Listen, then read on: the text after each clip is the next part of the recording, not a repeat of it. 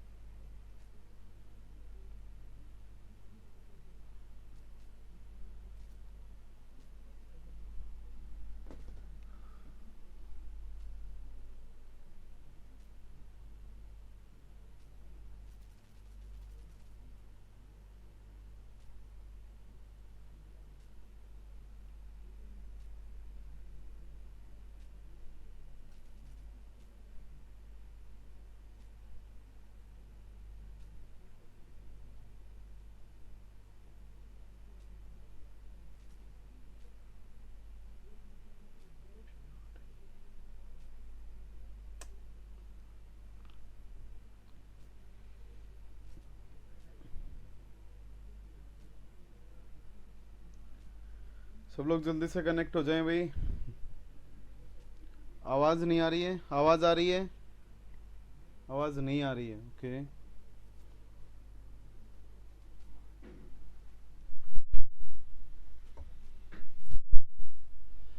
आवाज़ नहीं आ रही।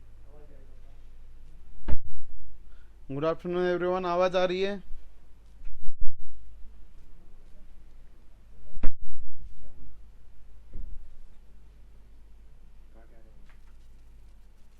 अब आ रही है। अब कैसे आ गई? चलिए ठीक है भाई, ठीक ठीक आ रही है, ठीक है।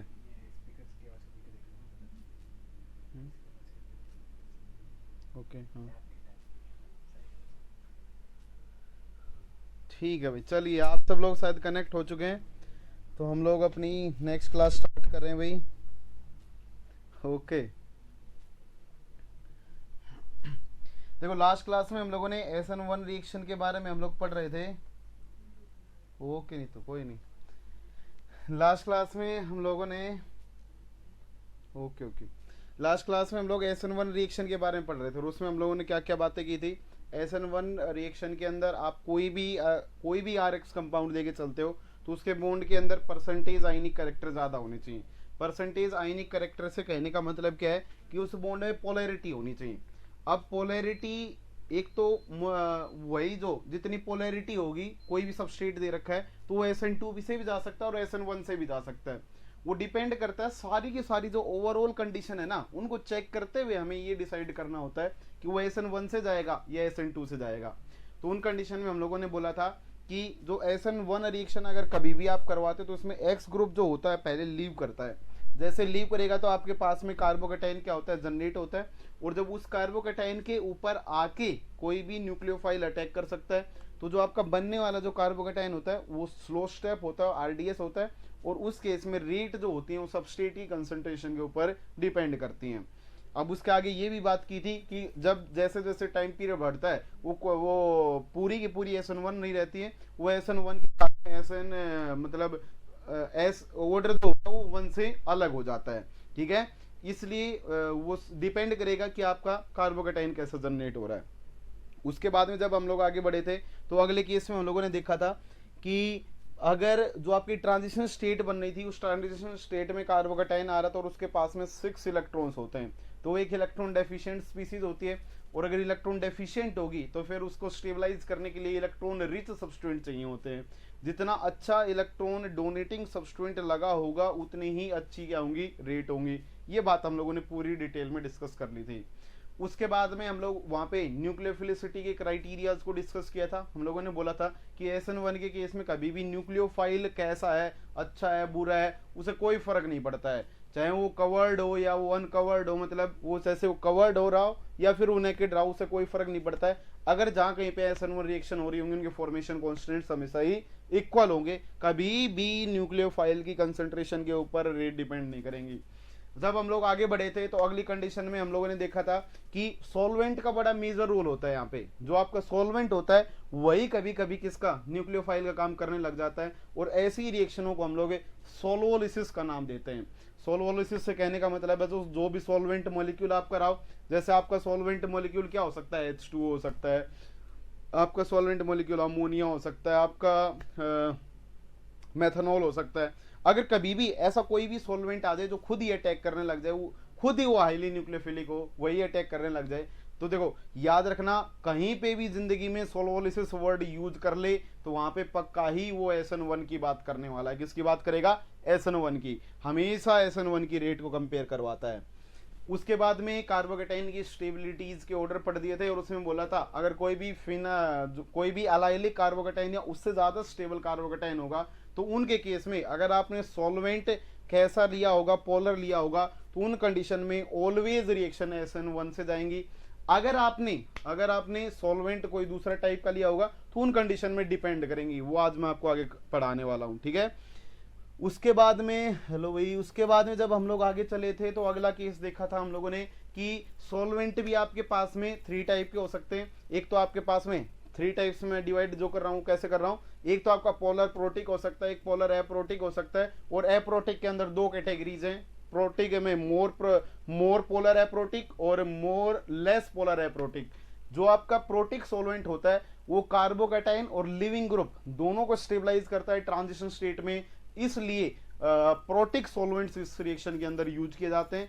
और अगर मान लो कि प्रोटिक सॉल्वेंट आपके पास में है नहीं तो फिर ज्यादा पोलर जो होगा वो वाला आपका यूज किया जाएगा एप्रोटिक सॉल्वेंट में, ठीक है। तो इतनी सारी बातें हम लोगों ने लास्ट क्लास में डिस्कस कर ली थी, शायद किसी को कोई दिक्कत नहीं होगी। आगे बढ़ते हैं।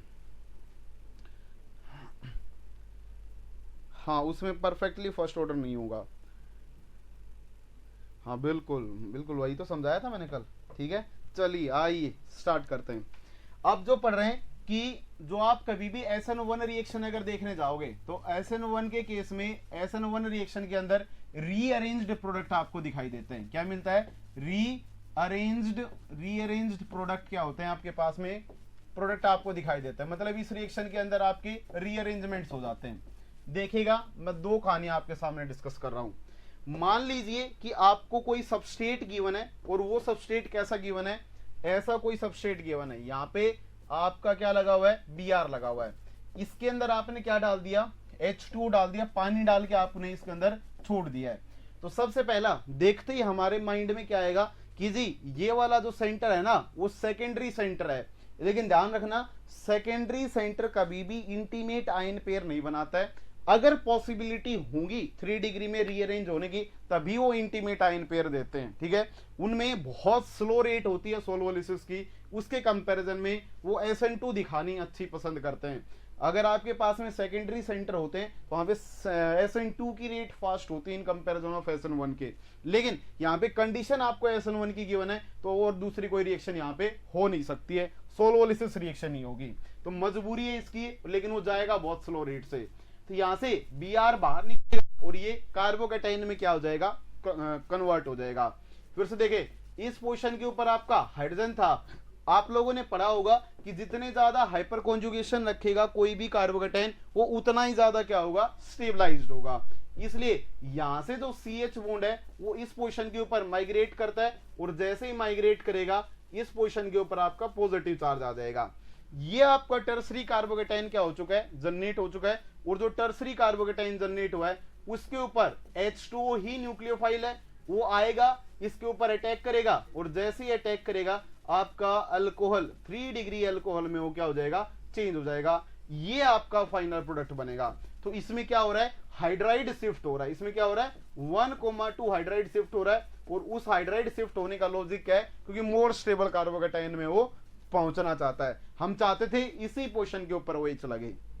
तो देखो, अगर आपने H2O टाइप का अगर कोई भी सॉल्वेंट यूज किया होगा तो उन कंडीशन में अपनी कौन सी रिएक्शन हो जाएंगी? यहाँ पे SN1 रिएक्शन हो जाएंगी। लेकिन आपने दूसरे ही टाइम पे क्या किया?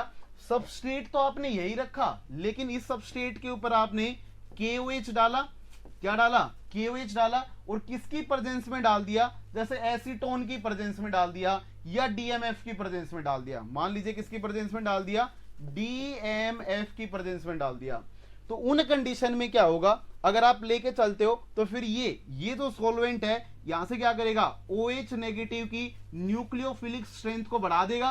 अगर इसकी न्यूक्लियोफिलिक स्ट्रेंथ को बढ़ा देगा तो फिर ये पीछे से आएगा, बैक साइड से आएगा और इस सेंटर के ऊपर SN2 रिएक्शन कर देगा। तो आपको अगर कभी भी सेकेंडरी वाला आ जाता है तो उन कंडीशन में सोलवेंट को पहचानना बहुत बड़ा मेजर रोल प्ले करेगा कि रिएक्शन कौन सी होगी। आपको सोलवेंट ही पहचानने पड़ेंगे। तो यहाँ पे जो रिएक्शन होगी वो कौन सी होगी आपकी, फिर से OH पीछे से आया तो यहाँ पे आपकी SN2 रिएक्शन होगी और ऊपर वाले केस में आपकी कौन सी हो जाएगी, SN1 रिएक्शन हो जाएगी। चलो आगे, ये आपको पहली बात सीखनी थी कि इस केस में आपके रीअरेंजमेंट हो जाएंगे। एक क्वेश्चन मैं आपसे पूछता हूं, जल्दी से आप करके बताएंगे कि प्रोडक्ट क्या मिलेगा, ठीक है। बताइएगा, अगर मान लीजिए आपको कोई भी ऐसा रिएक्टेंट दे रखा है और इस वाली पोर्शन के ऊपर हम लोगों ने Br को चिपका रखा है, इसके ऊपर हम लोगों ने जो डाला है वो पहले केस में H2O डाल दिया है और सेकंड केस में इसके ऊपर हम लोगों ने KOH या मैं ऐसे बोल देता हूं कि NaOH डाला हम लोगों ने, किसकी प्रेजेंस में, एसीटोन की प्रेजेंस में। तो जल्दी से बताएं क्या प्रोडक्ट बनेंगे। क्या किसी को कोई दिक्कत है?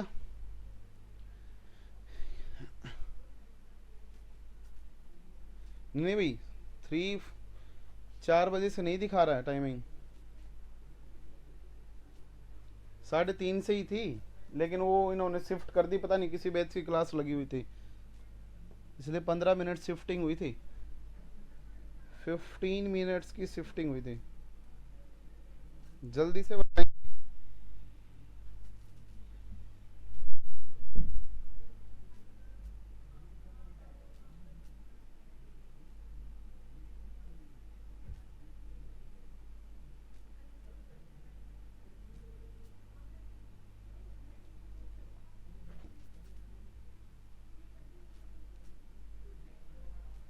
बहुत बढ़िया भाई प्रदीप, सही जवाब। गलत आंसर ने भी सही आंसर देना है।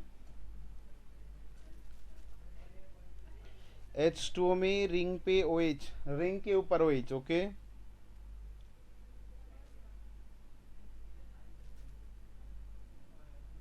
सही जा रहे हैं, पहले में 6 मेंबर रिंग बनेगी, सही जवाब है। This is the correct option, मतलब करेक्ट ऑप्शन होगा अगर ऐसा मिलेगा आपको पेपर में। देखिए सबसे पहले H2O क्या करेगा, इस CBr बॉन्ड को आयनाइज कर देगा क्योंकि इसका डाइलेक्ट्रिक कांस्टेंट ज्यादा है। तो जैसे ही आयनाइज करेगा यहां से आपका इंटीमेट आयन पेयर जनरेट हो जाएगा, मतलब यहां से कार्बोकेटाइन जनरेट हो जाएगा। आप लोगों ने पढ़ा होगा अगर कभी भी 6 मेंबर्ड रिंग होती है तो फिर उसके 5 मेंबर्ड रिंग होती है और बगल में पॉजिटिव चार्ज रहो तो वो रिंग एक्सपेंड कर जाता है, रिंग एक्सपेंशन का केस बन जाता है। अगर ये रिंग एक्सपेंशन का केस बनेगा तो कितने मेंबर्ड रिंग बन रही है, 1 2 3 4 5 6। जो 6th वाला कार्बन है वो फर्स्ट पोजीशन के ऊपर क्या कर रहा है, माइग्रेट कर रहा है, तो 6 मेंबर्ड रिंग बन जाएगी। नंबरिंग कर डालो 1 2 3 4 5 6। आपके पास में जो फर्स्ट पोजीशन है उसके ऊपर मेथिल एज इट इज रहेगा, ये 6th वाला उठ के फर्स्ट पे जा रहा है तो सेकंड पोजीशन के ऊपर पॉजिटिव चार्ज मेंटेन रहेगा। ऐसा ही क्वेश्चन थोड़े दिन पहले गेट ने पूछा था, यहां से ये वाला जो हाइड्रोजन है वो इस पोजीशन के ऊपर माइग्रेट करेगा और जैसे ही माइग्रेट करेगा वो टर्सरी कार्बोकेटाइन में क्या हो जाएगा, चेंज हो जाएगा, इस पोजीशन के ऊपर आपका पॉजिटिव चार्ज आएगा। सॉल्यूशन के अंदर H2O पड़ा हुआ है, H2O एक न्यूक्लियोफाइल है, वो आएगा इसके ऊपर अटैक करेगा और जैसे ही अटैक करेगा आपका बनने वाला जो प्रोडक्ट होगा वो CH3 और इस पोजीशन के ऊपर OH, तो आपका टर्सरी अल्कोहल है वो क्या हो जाएगा, जनरेट हो जाएगा। लेकिन अगर आप इस केस में बात करते हो तो यहां पे क्या होगा कि जो OH नेगेटिव है ना, जो आपका क्या है OH नेगेटिव है और इसके साथ में एसीटोन गिवन है, ये जो आपके पास में कंडीशंस हैं, ये कंडीशन है आपकी SN2 रिएक्शन की। किसकी है, SN2 रिएक्शन की। लेकिन SN2 में आपको ये पहचानना है कि आपका सबस्ट्रेट कैसा है, वो 3 डिग्री नहीं होना चाहिए। अगर वो 3 डिग्री हो गया तो फिर काहे की SN2, फिर तो SN2 हो ही नहीं सकती, चाहे आप कोई भी सॉल्वेंट ले ले। तो ये सेंटर जो है वो अभी कैसा है, 2 डिग्री है, इसलिए ये पीछे से OH नेगेटिव आएगा, Br को बाहर कर देगा और जैसे ही Br को बाहर करेगा बनने वाला जो प्रोडक्ट होगा आपका वो कैसा आ जाएगा, इस पोजीशन पे OH आ जाएगा। तो नीचे वाली SN2 रिएक्शन है, ऊपर वाली SN1 रिएक्शन हो जाएगी। शायद किसी को कोई दिक्कत इसके अंदर आनी ही नहीं चाहिए, ठीक है, किसी को कोई दिक्कत नहीं आनी चाहिए भाई। चलूं आगे।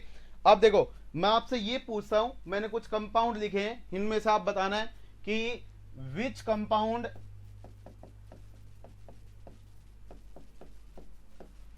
Do not show SN1 reaction. इनमें से कौन सा कंपाउंड SN1 रिएक्शन नहीं दिखाएगा, वो कंपाउंड मैं आपके सामने लिख दे रहा हूं, ठीक है। देखिए कुछ इस टाइप से मैं कंपाउंड लेके आया हूं आपके लिए। ये वाला आपका इस पोजीशन के ऊपर Cl है। सेकंड जो कंपाउंड है ये आपके पास में 4 ऑप्शन है, इस पोजीशन के ऊपर Cl है। थर्ड कंडीशन में जो कंपाउंड है वो आपका इस पोजीशन के ऊपर Cl है, डबल बॉन्ड है। और जो फोर्थ कंडीशन है उसमें आपके पास में कैसा कंपाउंड दे रखा है, 3 डिग्री दे रखा है, ठीक है, ऐसा कंपाउंड दे रखा है। इनमें से कौन सा वाला कंपाउंड SN1 रिएक्शन नहीं दिखाएगा, अगर इन सब के ऊपर आप एक कॉमन न्यूक्लियोफाइल यूज करते हो या आप सॉल्वेंट यूज करते हो H2, तो इनमें से कौन सा वाला कंपाउंड SN1 रिएक्शन नहीं दिखाएगा।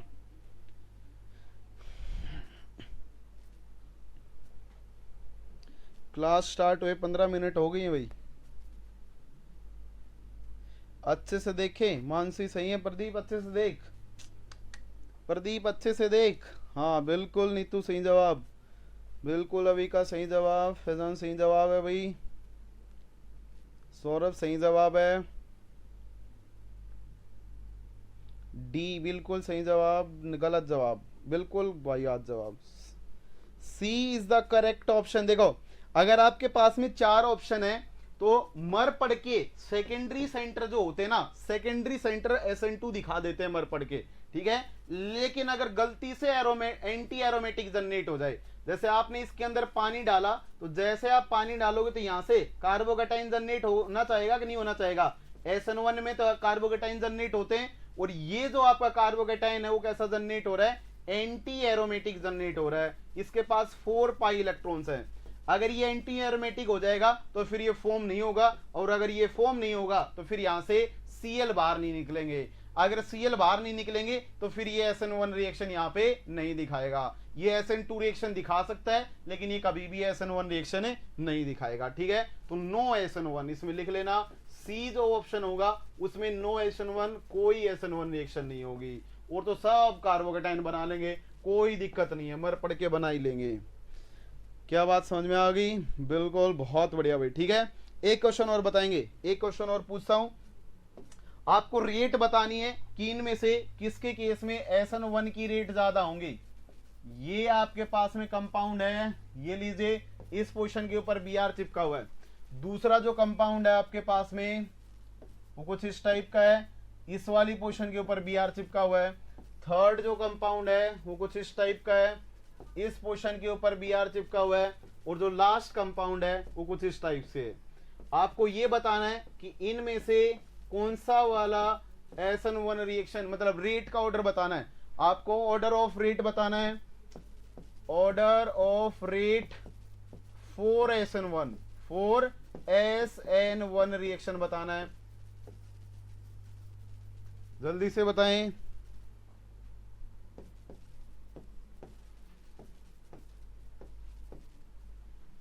कहां घूम रहे हो? अब पूछ रहे क्लास कब स्टार्ट हुई, बहुत देर होगी क्लास स्टार्ट हुए, 20 मिनट होने को हैं।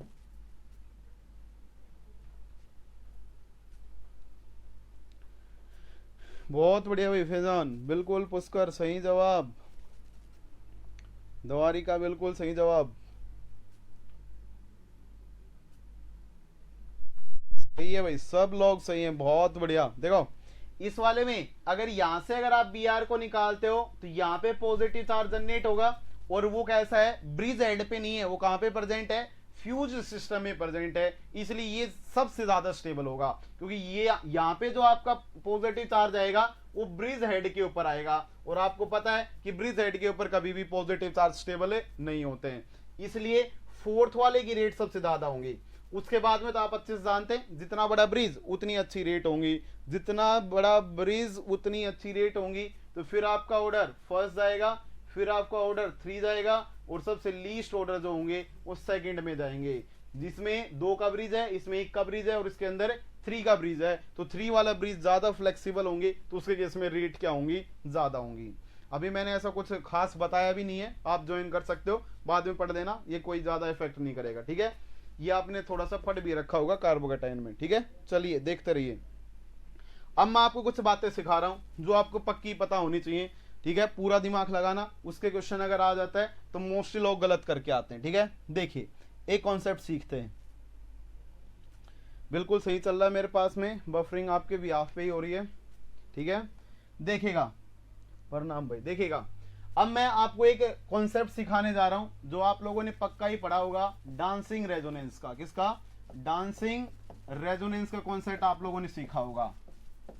जो मेरे को रिएक्शन मैकेनिज्म में यूज करना है मैं उसकी बात थोड़ी सी सिखा रहा हूं आपको। आप लोगों ने ऐसे सीख लिया होगा कि अगर आपके पास में ऐसी एक 3 मेंबर रिंग है और इसके बगल में अगर यहाँ पे पॉजिटिव चार्ज है तो आप लोगों ने इस वाले 2 इलेक्ट्रॉन को यहाँ पे पहुंचा दिया होगा और क्रॉसपोंडिंग आपने इसके अंदर रेजोनेंस करवा दी होगी, ऐसा पॉजिटिव और यहाँ पे डबल बॉन्ड बना दिया होगा। क्या आपने यही काम किया है? यही क्या होती है आपकी डांसिंग रेजोनेंस होती है, ये इससे इसमें कन्वर्ट होता रहता है और ये बहुत ज्यादा स्टेबल हो जाता है। मतलब बोला ऐसा जाता है कि इसका जो ऑर्बिटल होता है, यहाँ पे जो आपका ऑर्बिटल होते हैं ऐसे, ये जो ऑर्बिटल की ओवरलैपिंग हो रखी होती है, ये जो ऑर्बिटल होता है वो इसके पी ऑर्बिटल के साथ इंटरेक्ट कर लेता है और ऐसे इंटरेक्शन को ही हम लोग किसका नाम देते हैं? डांसिंग रेजोनेंस का नाम देते हैं, ठीक है। बोर्ड पे देखना, डांसिंग रेजोनेंस होने के लिए कुछ कंडीशंस चाहिए होती हैं, जो कंडीशंस आपको मॉलिक्यूल के अंदर पहचाननी पड़ेंगी। वो कंडीशंस कौन सी होंगी? अगर मान लीजिए कि आपके पास में ऐसा कोई कार्बोकेटाइन था, इस वाली पोर्शन के ऊपर मैंने ऐसे डैश के ऊपर क्या चिपका दिया? हाइड्रोजन को चिपका दिया और वेज के ऊपर मैंने हाइड्रोजन को चिपका दिया है, ठीक है। ध्यान से समझिएगा, इस पोर्शन के ऊपर आपका क्या है? पॉजिटिव चार्ज प्रेजेंट है, ठीक है। ये पी ऑर्बिटल होगा और पी आपको पता है ये कार्बोकेटाइन है तो ये क्या रहा होगा? आपका पी ऑर्बिटल रहा होगा। इसके रेफरेंस में जो आपकी 3 मेंबर्ड रिंग होगी ना, वो 2 टाइप से आती है। 2 टाइप से कहने का मतलब क्या है कि आपकी जो 3 मेंबर्ड रिंग है वो एक तो कुछ इस डायरेक्शन में आ सकती है कि वो कुछ इस टाइप से प्रेजेंट हो, ये प्रेजेंट हो और इसके साथ में ऐसे वेज के ऊपर कुछ ऐसे हाइड्रोजन लगाओ। एक अरेंजमेंट तो रिंग का ऐसा बनता है। दूसरे टाइप का जो अरेंजमेंट बनता है वो कैसा बनेगा? ये लीजिए, डैश के ऊपर हाइड्रोजन था, यहाँ पे वेज के ऊपर हाइड्रोजन था, ये मैंने कांस्टेंट रखा है पी ऑर्बिटल को, पॉजिटिव चार्ज को, और दूसरे केस में मैंने क्या कर लिया है? जो सेकंड रिंग आ रही है ना, उस रिंग को मैंने ऐसे वेज पे बना लिया है कि एक पार्ट उसका वेज है और दूसरा पार्ट उसका डैश है। देखिएगा, अगर आप इन दोनों अलाइनमेंट को समझते हैं तो ये दोनों अलाइनमेंट सेम नहीं है। दोनों अलाइनमेंट सेम नहीं है कहने का मतलब क्या है?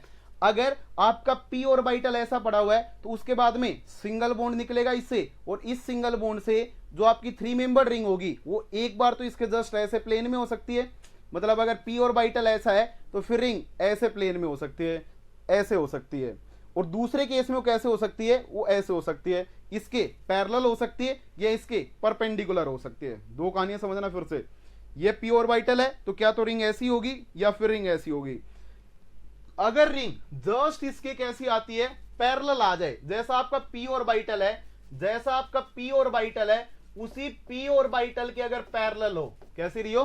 पी ऑर्बिटल के पैरेलल रही हो, तो उन कंडीशन में वो ऐसी डांसिंग रेजोनेंस करती है। अगर वो पैरेलल नहीं होगी तो फिर वो डांसिंग रेजोनेंस नहीं करेगी। देखिए, अगर वो पैरेलल होगी तो इसके पास में ऐसे पी ऐसा ऑर्बिटल रहा होगा, इसके साथ में ऐसे ओवरलैपिंग हो रखी होंगी और इसके साथ में कुछ ऐसे ओवरलैपिंग हो रखी होंगी। हम लोगों ने खूब पढ़ा था ये 3 मेंबर्ड रिंग के बारे में।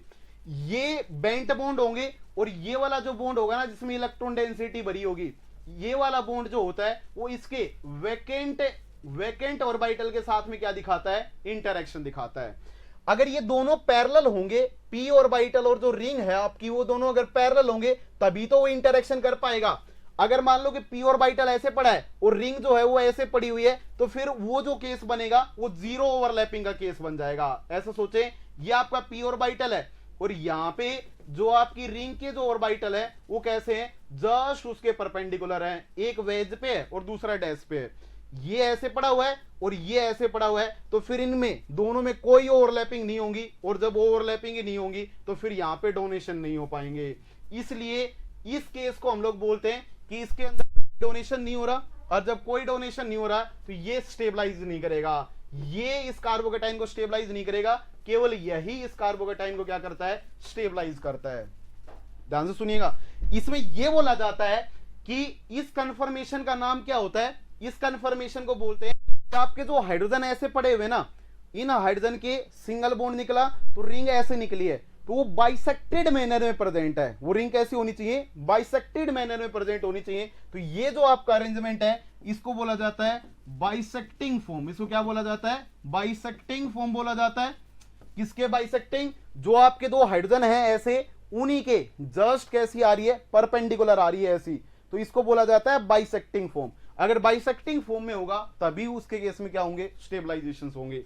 इसी के बेस्ड मैं आपसे कुछ क्वेश्चन पूछता हूं, जरा बोर्ड पे देखें अच्छे से। अगर मैं इस केस में बोलता हूं, अरे नाम दे रखा है क्या, और क्या नाम है, और कुछ नहीं है, ठीक है। देखिए इसके बेस्ड मैं आपसे क्वेश्चन पूछता हूं, बताइएगा मेरे को। बहुत तगड़े क्वेश्चन लेके आया हूं मैं, कितने लोग बताएंगे देखते हैं। देखिए आपके पास में क्या दे रखा होगा, इनको कॉन्सेप्ट ही समझे। जैसे आपको एडमेंटेन दे रखा होगा, ये लीजिए, ये एडमेंटेन बना देता हूं मैं, ये मैंने एडमेंटेन बना दिया। नेट गेट वाले तो खास कर देख लेना, ठीक है। इस पोजीशन के ऊपर हम लोगों ने एक 3 मेंबर रिंग को चिपका दिया, और इस वाली पोजीशन के ऊपर हम लोगों ने ओटीएस को चिपका दिया है, ठीक है। ये कंपाउंड आपको गिवन है, और दूसरा कंपाउंड गिवन है, वो आपको जो सेकंड कंपाउंड गिवन है वो कुछ इस टाइप का गिवन है। इस पोजीशन के ऊपर कुछ इस टाइप से, यहां पे जो आपका रिंग लगी हुई है, यहां पे मान लो कि मेथिल लगा हुआ है CH3, और इस पोजीशन के ऊपर भी CH3 लगा हुआ है, और यहां पे OTS लगा हुआ है। आपसे पूछेगा कि इन दोनों के केस में किसके केस में SN1 रिएक्शन की रेट ज्यादा होंगी। इसके ऊपर जस्ट पानी डाल देगा, और पानी डाल के दोनों की रेट को कंपेयर करवा लेगा कि बता किसकी रेट ज्यादा होंगी और किसकी रेट कम होंगी। तो उन कंडीशन में आप हमेशा ये बोलते हो कि अगर कार्बोकैटायन से आगे पॉजिटिव चार्ज जनरेट हो रहा हो, सॉरी कार्बोकैटायन से आगे एक 3 मेंबर रिंग लगी हो, तो वो डांसिंग रेजोनेंस से उसको स्टेबलाइज कर देगी, और अगर स्टेबलाइज कर देगी तो उसकी रेट बहुत ज्यादा हो जाएंगी। तो क्या ऐसी कहानियां इसके केस में हो रही है क्या, सोचिए एक बार इस बात को, सोचिए इस बात को बिल्कुल।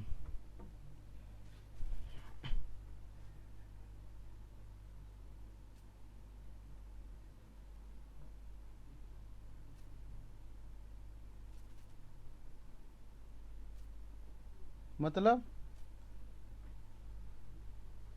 वॉइस आ रही है क्या भाई? नहीं भूपेंद्र, गलत है भाई।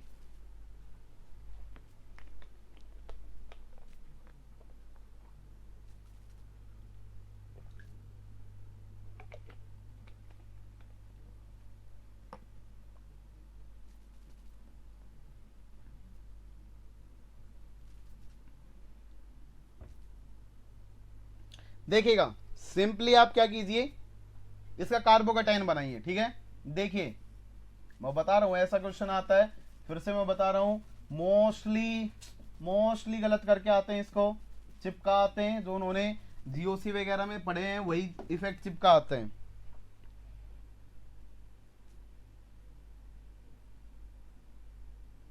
सब सही बता रहे हैं, कोई दिक्कत नहीं आ रही, ठीक है। देखिए बताओ, ये वाला जो बॉन्ड है, अगर मैं इस वाले को अगर प्लेनर मानता हूं, देखो इसको मैंने प्लेनर मान लिया है, तो और इसको भी मैंने प्लेनर मान लिया है, ऐसा सोचना 1 मिनट के लिए। इन दोनों बॉन्ड्स को मैंने प्लेनर मान लिया है, ठीक है। ऐसे हटा देता हूं, ये दोनों प्लेन में, तो इसके ऊपर एक आर्म जो रही होगी, ये वाली को मैं वेज मान लूंगा, बोलो यार, ये वेज रही होगी, और पीछे वाली मेरे लिए कैसी रही होगी, डैश रही होगी। अगर मैंने OTS को यहां से हटाया, तो यहां पे p ऑर्बिटल जनरेट होगा, और p ऑर्बिटल का अरेंजमेंट कुछ ऐसा आएगा। देखो एक आर्म ऐसी है, एक आर्म ऐसी जा रही है, और एक आर्म ऐसी जा रही है, तो यहां पे जो p ऑर्बिटल जनरेट होगा वो पक्का ही इस प्लेन के जस्ट परपेंडिकुलर जनरेट होगा। तो p ऑर्बिटल का अरेंजमेंट ऐसा आ रहा है।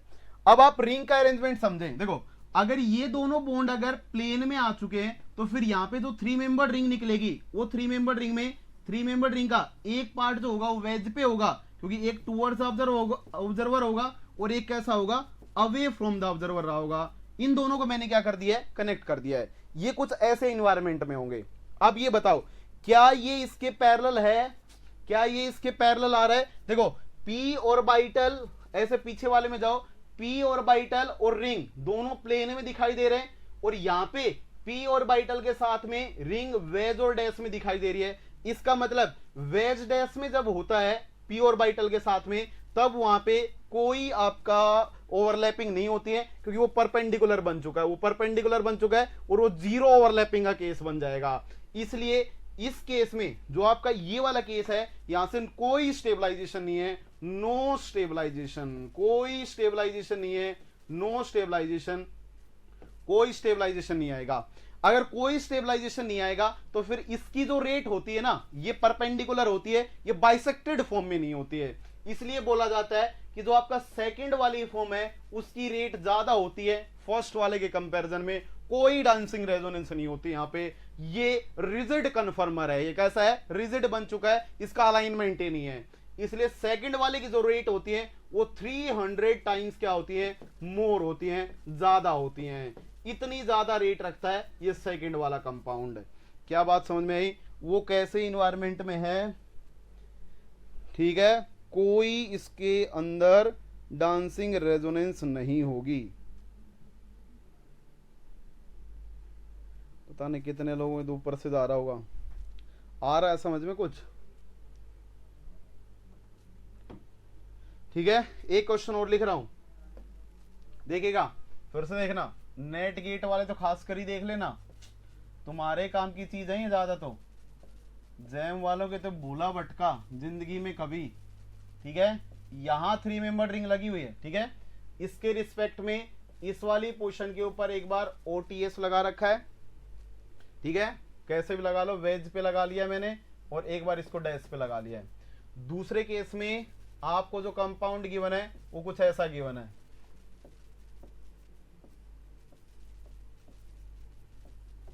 दोनों में से किसकी रेट ज्यादा होंगी, दोनों में से किसकी रेट ज्यादा होंगी, सोल्वोलिसिस की रेट आपको बताना है, रेट ऑफ सोल्वोलिसिस,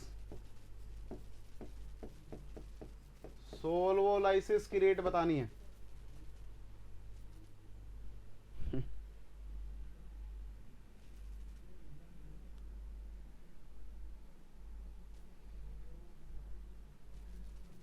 अच्छा ठीक है, विजुअलाइज करवा के बता रहा हूं, ठीक है, इमेजिन करना एक बार थोड़ा सा। ये कंपाउंड है ना, ऐसे सोच देख कि आपके पास में ऐसे पी ऑर्बिटल पड़ा हुआ है, ठीक है, समझना अच्छे से। अगर ऐसे पी ऑर्बिटल पड़ा हुआ है तो फिर इससे सिंगल बॉन्ड निकला है, इस सिंगल बॉन्ड से जो आपका कन्फर्मेशन आ रहा है वो ऐसे आ रहा है। अगर वो ऐसे प्रेजेंट होता, ऐसे अगर ऐसे प्रेजेंट होता तो उन कंडीशन में वो क्या कर जाता, इस पी ऑर्बिटल के पैरेलल हो जाता। और अगर ऐसा होने के लिए इन दोनों आर्म को पैर इसके प्लेन में होना जरूरी था, ये ऐसा होना चाहिए था, तो खूब ओवरलैप करते इस पी ऑर्बिटल के साथ। लेकिन उनका अरेंजमेंट कैसा है, ऐसा है, एक टूवर्ड्स द ऑब्जर्वर है और एक अवे फ्रॉम द ऑब्जर्वर है। अगर ऐसे केस में होगा तो जब वो इस पी ऑर्बिटल के साथ मिक्स होने आएगा ना, तो उन कंडीशन में क्या मिलेगा उसको, इसको आधा इस तरफ से ओवरलैप करेगा और हाफ इस तरफ से ओवरलैप करेगा, तो जो ओवरऑल टोटल जो ओवरलैपिंग होगी वो जीरो ओवरलैप का केस बन जाएगा। देखो ऐसे आप लोगों ने बचपन में खूब किया होगा कि ये पॉजिटिव नेगेटिव है, इसके साथ में अगर एस ऑर्बिटल इंटरेक्ट करने आता था पॉजिटिव फेज का, तो पॉजिटिव पॉजिटिव के इंटरेक्शन की वजह से यहाँ पे पॉजिटिव पॉजिटिव इंटरेक्शन है और यहाँ पे आपका पॉजिटिव के साथ नेगेटिव है, तो ये आपका बॉन्डिंग होता था, बोलो, और ये आपका कैसा होता था, एंटी बॉन्डिंग होता था।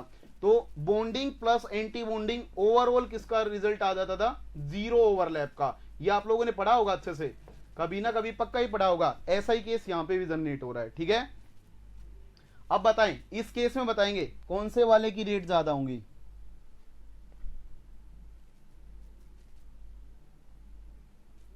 फर्स्ट की रेट ज्यादा होंगी। ओके प्रीति, बहुत बढ़िया।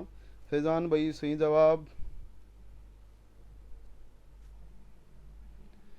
सब बोलो यार, कहाँ हो। सेकंड वाले की रेट ज्यादा होंगी, Pinky Yadav, okay. Siddharth second, okay. क्यों सेकंड, काहे का सेकंड, फर्स्ट वाले की रेट ज्यादा होंगी, ओके। सेकंड भूपेंद्र, सेकंड, मरी जाना चाहिए भूपेंद्र, तेरे को तो अब जीने का ही अधिकार नहीं है, हर बार गलत बोल रहा है। देखिएगा देखिएगा, अगर आप पहले वाले केस में देखते हो, कुछ ना करो ना यार, सिंपल क्या करो, इस ओटीएस को बाहर फेंक दो। जैसे ही ओटीएस को बाहर फेंकोगे उसके बाद में आप इसका स्ट्रक्चर ड्रॉ करो। ये मैंने स्ट्रक्चर ड्रॉ किया, ये लीजिए, ये लीजिए, ये लीजिए, ये मैंने बना दिया है।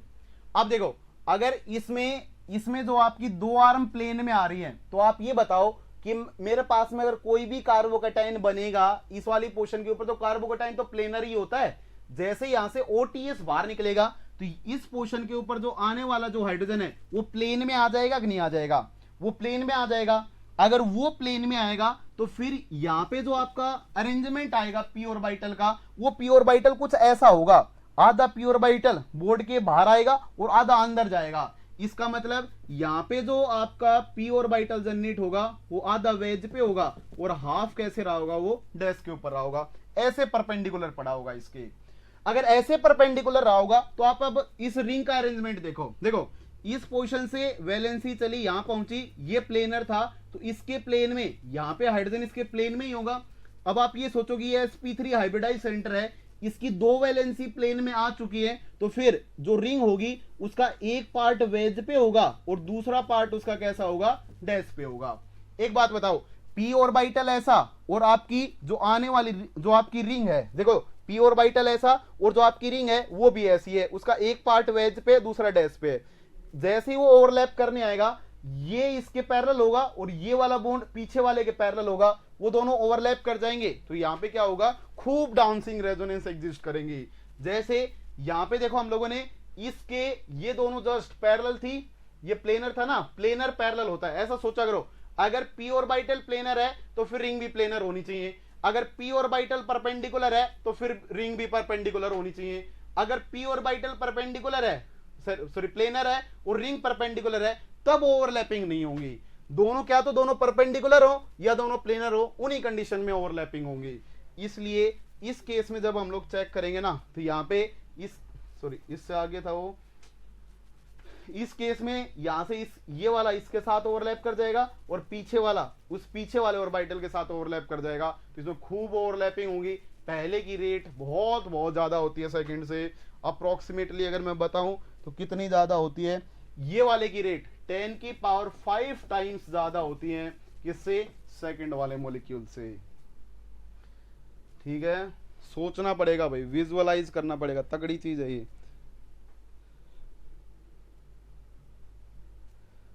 बिल्कुल सही चल रहा है श्वेता, देखो मेरे सामने ही चल रहा है। अगर नहीं चल रहा होता तो मैं बिल्कुल पूछ लेता एक बार। चल रहा है, मेरे सामने चल रहा है, आप ही के नेटवर्क में दिक्कत है कुछ ना कुछ। हाँ विनय का सही था भाई। बोलो कितने लोग समझ में आई? आ गई क्या समझ में? बोलो यार।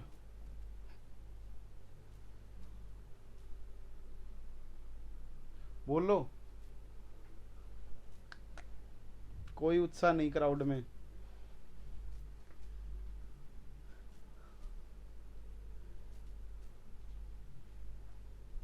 बहुत बढ़िया भाई, चलूं क्या आगे? ऐसे आ जाएं तो अरेंजमेंट चेक कर लेना, अगर अरेंजमेंट चेक नहीं करोगे तो मर जाओगे। फिर हमेशा डांसिंग रेजोनेंस चिपका के रेट ज्यादा मत बता देना, गलत हो जाते हैं कहानियां। ठीक है, चलें आगे। आइए, अब मैं आपको कुछ बातें सिखा रहा हूं, ठीक है?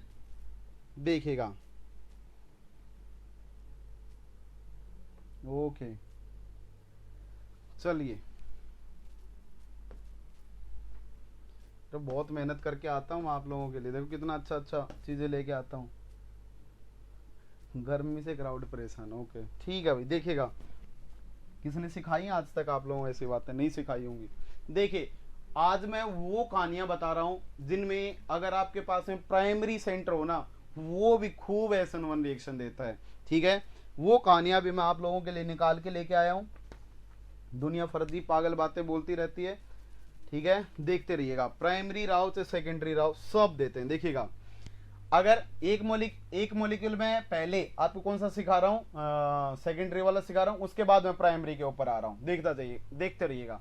देखिएगा, अगर मान लीजिए इनिशियली अगर आपको कैसा सबस्ट्रेट दे रखा है, कुछ इस टाइप का सबस्ट्रेट दे दिया, CH3, यहाँ पे CH2, फिर से CH और यहाँ पे Cl और इसके ऊपर CH3 दे दिया। अगर ऐसा कोई भी अरेंजमेंट दे रखा है और इसके ऊपर आपसे पूछ ले कि आपको कोई भी पोलर प्रोटिक सॉल्वेंट नहीं दे रखा है H2 जैसा, और आपसे पूछ ले कि क्या इसके अंदर SN1 रिएक्शन हो सकती है, तो मोस्टली लोग इसको ये कह के निकल जाएंगे कि यहाँ पे कोई SN1 रिएक्शन नहीं होगी, और उनकी बात सही भी है, ठीक है। लेकिन अगर आप इस क्वेश्चन में देखोगे ना, तो यहाँ पे एक जबरदस्त कॉन्सेप्ट होता है, और वो कॉन्सेप्ट होता है मैजिक एसिड का। किसका कॉन्सेप्ट होता है? Magic acid. मैं आपको मैजिक एसिड की बातें सिखा रहा हूं, देखिएगा। मैजिक एसिड के केस में क्या होता है, आपने कोई भी क्या लिया होगा, लुईस एसिड दिया होगा, या BF3 ले सकते हो, और उसके साथ में आप कोई नॉन न्यूक्लियोफिलिक बेस ले लीजिए। एक तो आप यूज कर सकते हैं SbF5 यूज कर सकते हैं, इसके अलावा आप क्या यूज कर सकते हैं, BF3 यूज कर सकते हैं। इनके साथ में नॉन न्यूक्लियोफिलिक सॉल्वेंट दे रखे होंगे, क्या तो यहां पे आपको SO2 दे रखा होगा, या फिर SO2ClF दे रखा होगा, सॉरी SOClF दे रखा होगा। क्या दे रखा होगा यहां पे आपको? SOClF दे रखा होगा। ऐसे आपको गिवन होंगे। अगर ऐसा कोई भी गिवन होगा तो उन कंडीशन में क्या करता है कि यहां पे जो आपका Cl है ना, इस Cl को क्या कर लेता है, SbCl5 जो होता है वो इस Cl को बाहर निकाल लेता है, ठीक है। और जैसे ही SbF5 यहां से Cl को बाहर निकालेगा, तो निकालने के बाद में क्या बन जाएगा, SbF5Cl बाहर निकल चुका है नेगेटिव, और इसके पास में कोई रास्ता नहीं है, और ये किस में कन्वर्ट हो जाएगा, CH3 CH2 CH पॉजिटिव और CH3 में कन्वर्ट हो जाएगा। अब कुछ लोग कहेंगे अगर ये कार्बोकैटायन बन भी गया तो अब ये बताओ कि क्या इससे आगे रिएक्शन जा सकती है क्या? तो देखो, रिएक्शन मीडियम में कुछ नहीं पड़ा हुआ है, क्योंकि एक आपके पास में न्यूक्लियोफाइल था, वो Cl नेगेटिव जो बाहर निकल रहा है वो वापिस आगे अटैक कर दे, उसको भी इसने कैप्चर कर लिया है, और अब ये Cl नेगेटिव को छोड़ नहीं रहा है, तो उन कंडीशन में फिर इसको अपने आप ही इंटरनल स्टेबिलिटीज को गेन करना पड़ता है। ये तब तक लगा रहता है जब तक इसकी मोस्ट स्टेबल फॉर्म ना बन जाए, ये तब तक लगा रहता है, फिर से सुनिएगा, ये तब तक अपने अंदर रीअरेंज करता रहता है जब तक इसकी मोस्ट स्टेबल फॉर्म ना बन जाए, ठीक है। देखिए एक बार ये इससे क्या कहना चाहता है। अगर मान लीजिए कि इस वाली पोर्शन के ऊपर CH2 था और यहां पे आपके पास में क्या पड़ा हुआ था, हाइड्रोजन पड़ा हुआ था, ठीक है। यहां पे आपका हाइड्रोजन है और दूसरी तरफ जो आपका है वो मेथिल है। ऐसे सोचिए, अगर इस तरफ से अगर हाइड्रोजन जाए और उस तरफ से अगर मेथिल आए, दो आपके पास में पॉसिबिलिटीज है, कौन सा रीअरेंजमेंट पॉसिबल होगा? जनरली यहां पे आपको मोर स्टेबल कार्बोकैटायन में इसे कन्वर्ट करना है, इसलिए इस वाले ये CH3 को यहां पे क्या करता है, शिफ्टिंग करता है, और ये अपने अंदर चाहता है कि टर्सरी कार्बोकैटायन में क्या हो जाए, चेंज हो जाए। जैसे ही ये मेथिल का रीअरेंजमेंट करेगा, तो मेथिल का रीअरेंजमेंट करने के बाद में यहां पे CH2 पॉजिटिव जो आपने कार्बोकैटायन में सीखा है उसका ये एक्सेप्शनल केस है। मतलब एक्सेप्शनल केस से कहने का मतलब क्या है, क्योंकि उन केसेस में आपके पास में कोई ना कोई न्यूक्लियोफाइल बाहर से पड़ा होता था, जैसे कार्बोकैटायन रीअरेंज होता था वो न्यूक्लियोफाइल को पकड़ लेता था, उसको मोर स्टेबिलिटी गेन करने का टाइम नहीं देता था। आज आपके पास में ऐसा भारी सोर्स प्रेजेंट नहीं है कि जो इसको मतलब इसको अपने आप में रीअरेंज करने से रोक पाए, इसलिए पहले मेथिल भागता है और ये अनस्टेबल कार्बोकैटायन की तरफ जाता है। अनस्टेबल कार्बोकैटायन में जाने के बाद में फिर से यहां से हाइड्राइड को भगाता है, और हाइड्राइड को भगाने के बाद में आपका प्रोडक्ट बन जाता है यहां से CH3 और यहां पे CH3 बन जाएगा, हाइड्रोजन जा चुका है ना, और मोस्ट स्टेबल टर्सरी कार्बोकैटायन में चला जाता है। अब इससे ज्यादा स्टेबिलिटी ये नहीं पा सकता है इस मॉलिक्यूल के इस कार्बोकैटायन के कंपैरिजन में। अगर नहीं पा सकता है तो फिर ये यहां आके रुक जाता है, और कुछ टाइम बाद आपको इसमें एडिशनल बाहर से कोई न्यूक्लियोफाइल का सोर्स डालना पड़ेगा, और जैसे आप न्यूक्लियोफाइल का सोर्स डालोगे तो आपका जो रिजल्टेंट कंपाउंड बनेगा वो कुछ ऐसा दिखाई देगा।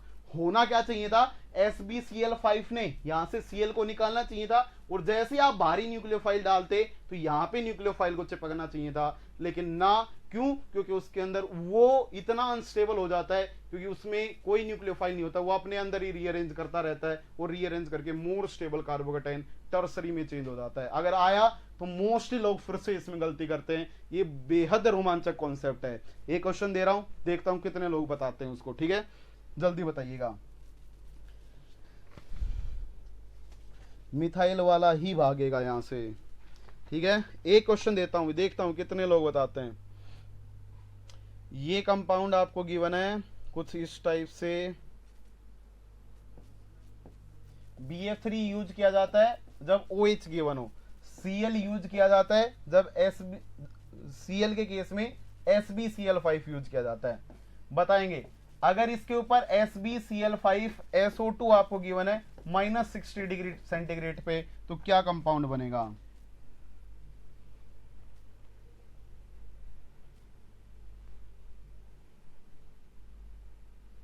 हाँ, पहले अनस्टेबल फिर स्टेबल में चला जाता है। मैजिक एसिड में नाम होता है मैजिक एसिड। हाँ, ओला एक्सपेरिमेंट, बिल्कुल निशांत, सही बात है भाई।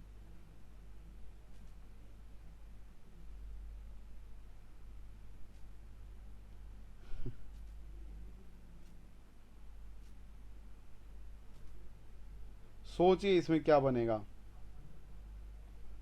बहुत पढ़ना पड़ता है भाई, पता नहीं आप लोगों के लिए बहुत पढ़ना, मैं अपनी जिंदगी में अपने लिए नहीं पढ़ा कभी भी इतना। हाँ, SbCl5 भी यूज कर सकते हो।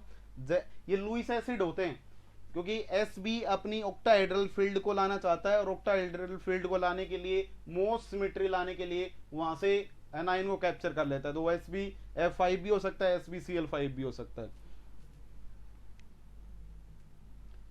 क्या बात है सुपीरिया, बहुत बढ़िया, सही जवाब है।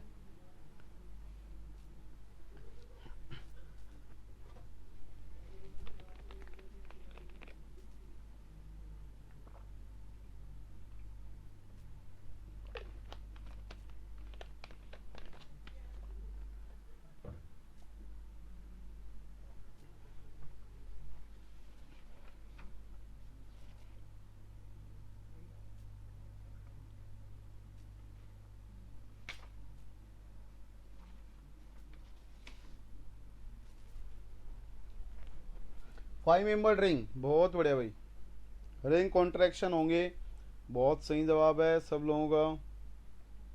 देखो ये SbCl5 क्या करेगा, Cl को बाहर निकाल लेगा, और जैसे ही Cl को बाहर निकाल लेगा सेकेंडरी कार्बोकेटाइन आपके पास में जनरेट हो जाएगा। अब देखो सेकेंडरी जनरेट हो चुका है, इसके पास और कोई सोर्स है नहीं, तो ये अपने अंदर ही क्या करता है, चेंजेस करता है। जब अपने अंदर चेंजेस करेगा तो ये रिंग कॉन्ट्रैक्शन करने की कोशिश करता है। यहां से जैसे रिंग कॉन्ट्रैक्ट होगी तो ये आपके पास में 1 2 3 4 5 6 कार्बन थे, फिफ्थ का फर्स्ट के साथ में बॉन्ड बनना है क्योंकि ये उठ के यहां से जा रहा है, और इसकी आपकी क्या हो रही है, ब्रेकिंग हो रही है। जैसे ही ब्रेकिंग होगी तो किस में कन्वर्ट हो रहा होगा, 5 मेंबर रिंग में कन्वर्ट हो जाएगा। इसमें नंबरिंग कर लो 1 2 3 4 5, 5 वाला जो है वो फर्स्ट वाले के साथ कंबाइन हो गया। ये वाले इलेक्ट्रॉन जैसे यहाँ पे गए तो इस पोर्शन के ऊपर पॉजिटिव चार्ज आ जाएगा। अब ये पॉजिटिव चार्ज, ये जो कार्बन नंबर 1 है उसके साथ में 6 चिपका हुआ है, तो इस पोर्शन के ऊपर पॉजिटिव आ जाएगा। ये फिर से मोर स्टेबिलिटी की तरफ जाएगा, तो उन कंडीशन में हाइड्रोजन यहां से भागेगा, और जैसे ही हाइड्रोजन भागेगा तो आपका जो बनने वाला कार्बोकेटाइन होगा वो ये जनरेट होगा। This is the final carbocation. इससे आगे रिएक्शन होंगे। बताओ कितने लोगों को ये बात समझ में आया? रिंग कॉन्ट्रैक्शन हो जाएंगे, उल्टा होता है। देखो 5 मेंबर रिंग में ऐसा दिखाई देता है ना, ऐसा ऐसा पॉजिटिव चार्ज तो एक्सपेंशन मारता है, वो नॉर्मल कंडीशंस में वो एक्सपेंशन मारता है। लेकिन जब कभी भी आप 6 मेंबर्ड के ऊपर SbCl5 ले लेते हो ना, तो उन कंडीशन में उल्टा कॉन्ट्रैक्शन मारता है। ये जस्ट उसका अपोजिट कॉन्सेप्ट है, यही काम करवाता है जो आपका स्ट्रॉन्ग मैजिक एसिड टाइप के जो एसिड होते हैं, वो बाहर से न्यूक्लियोफाइल देते ही नहीं है। चलें आगे, बाहर से इसको स्टेबलाइजेशन सुनिए हुए, ठीक है। चलिए आप सब लोगों को समझ में आ गया होगा, बहुत बढ़िया। चेक कर लेना ऊपर क्या लिखा हुआ है, SbCl5 है या H2H2 दे रखे। हाँ बता तो दिया, SbCl5 के केस में ही ऐसा होगा, SbCl5 SbF5 उनके केस में ऐसा केसेस बनेंगे, ठीक है। मैजिक एसिड के केस में ही ऐसे केस लगेंगे, वरना नहीं लगेंगे। चलिए ठीक है, आइए ये SN1 की रेट वगैरह, उसके प्रोडक्ट वगैरह हम लोगों ने सारे डिस्कस कर लिए, जैसे जैसे क्वेश्चन आपके आ सकते हैं, ठीक है। आइए आगे बढ़ते हैं।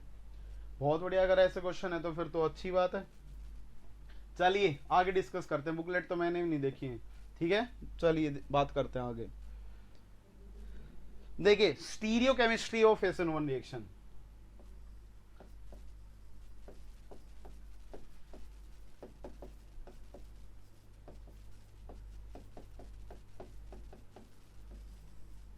देखते जाइएगा। अगर मैं स्टीरियो केमिस्ट्री की बात करता हूं SN1 रिएक्शन की, तो मान लीजिए कि आपको कोई ऐसा सबस्ट्रेट गिवन है, जैसे CH3 है, यहाँ पे आपका IPR लगा हुआ है, और वेज के ऊपर मान लीजिए, और डैश के ऊपर जो है आपका वो ET लगा हुआ है। इसके ऊपर आपने क्या डाला, यहाँ पे आपका X पड़ा हुआ था। जैसे ही इसके ऊपर आप क्या डालोगे, कोई भी आपने H2O टाइप का सोर्स डाला, तो ये पहले कार्बोकैटायन में क्या होगा, चेंज होगा। जैसे ही कार्बोकैटायन में चेंज होगा तो वो कार्बोकैटायन कैसा दिखाई देगा, वेज के ऊपर IPR था, डैश के ऊपर आपका क्या आ जाएगा, ET आ जाएगा। ये कुछ बिल्कुल फ्लैट ऐसा दिखाई देगा। अगर ऐसा दिखाई देगा तो फिर आपके पास में जो p ऑर्बिटल होगा वो p ऑर्बिटल ऐसा रहा होगा, और ये कैसा होगा, आपका पॉजिटिवली चार्ज्ड होगा। तो आने वाला जो H2 है वो राइट हैंड साइड से भी आ सकता है, और वो आपका लेफ्ट हैंड साइड से भी आ सकता है। अगर वो राइट हैंड साइड से आता है तो उन कंडीशन में आपका CH3 वेज के ऊपर क्या था, आपका IPR था, डैश के ऊपर आपका क्या था, ET था, तो यहां पे आपका क्या आके लग जाएगा, OH आके लग जाएगा। ये केस है जब राइट हैंड साइड से आएगा। जब वो लेफ्ट हैंड साइड से आएगा तो उन कंडीशन में यहां पे आपका CH3 था, डैश के ऊपर कौन चला जाएगा, आपका ET, वेज के ऊपर कौन चला जाएगा, आपका IPR, और यहां पे आपका कौन चला जाएगा, OH। जस्ट अगर उस साइड से आता है तो फिर आपका ये वाला केस बन जाएगा।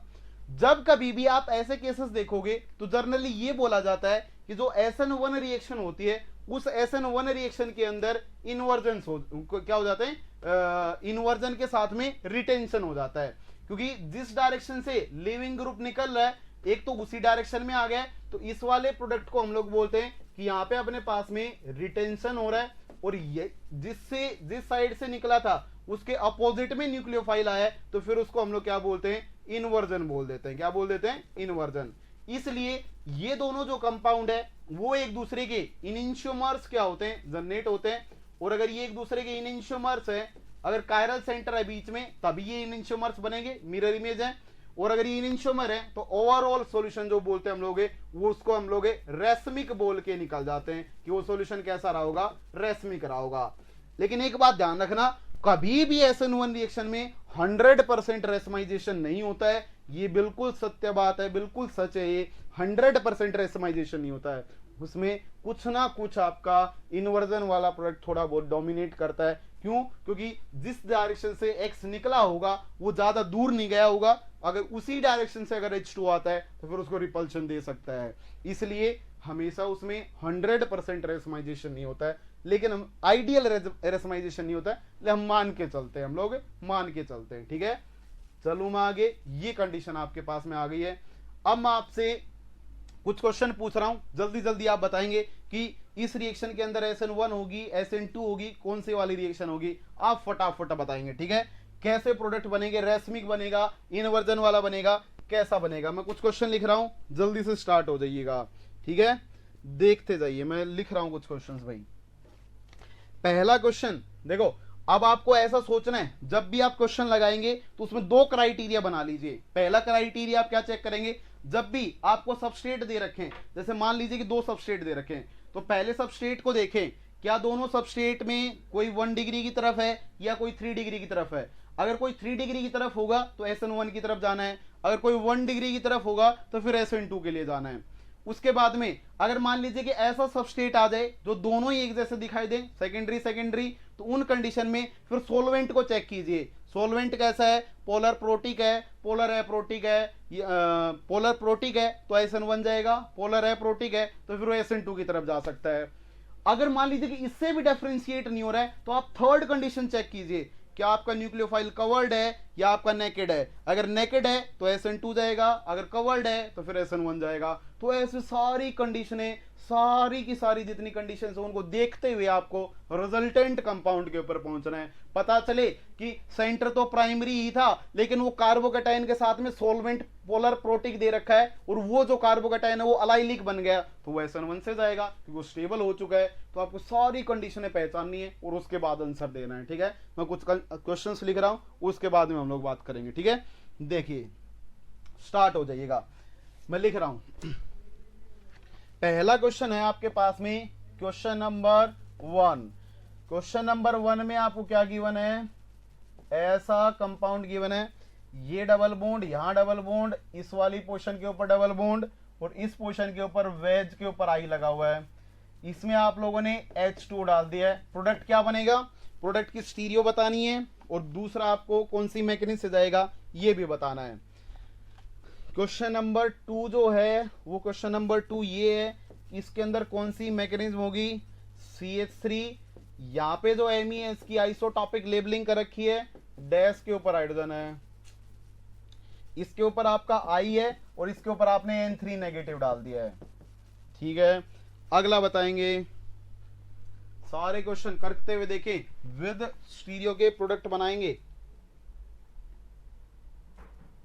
क्वेश्चन नंबर 3, एक भी चीज नहीं छोड़ेंगे, सारी पढ़ेंगे पूरी डिटेल में।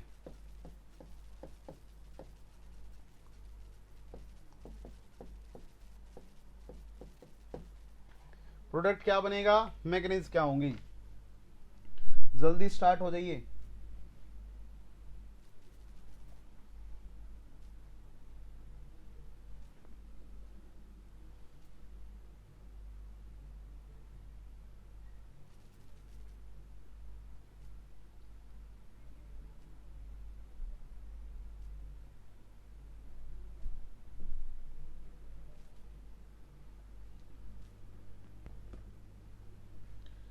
ठीक है, SN1 और स्टीरियो एक जैसी होंगी। चलिए, बहुत बढ़िया।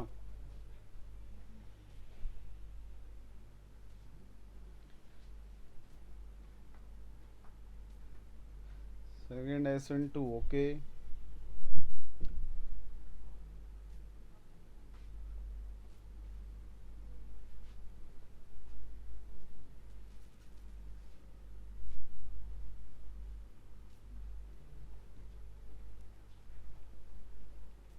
सब लोग बोलो यार।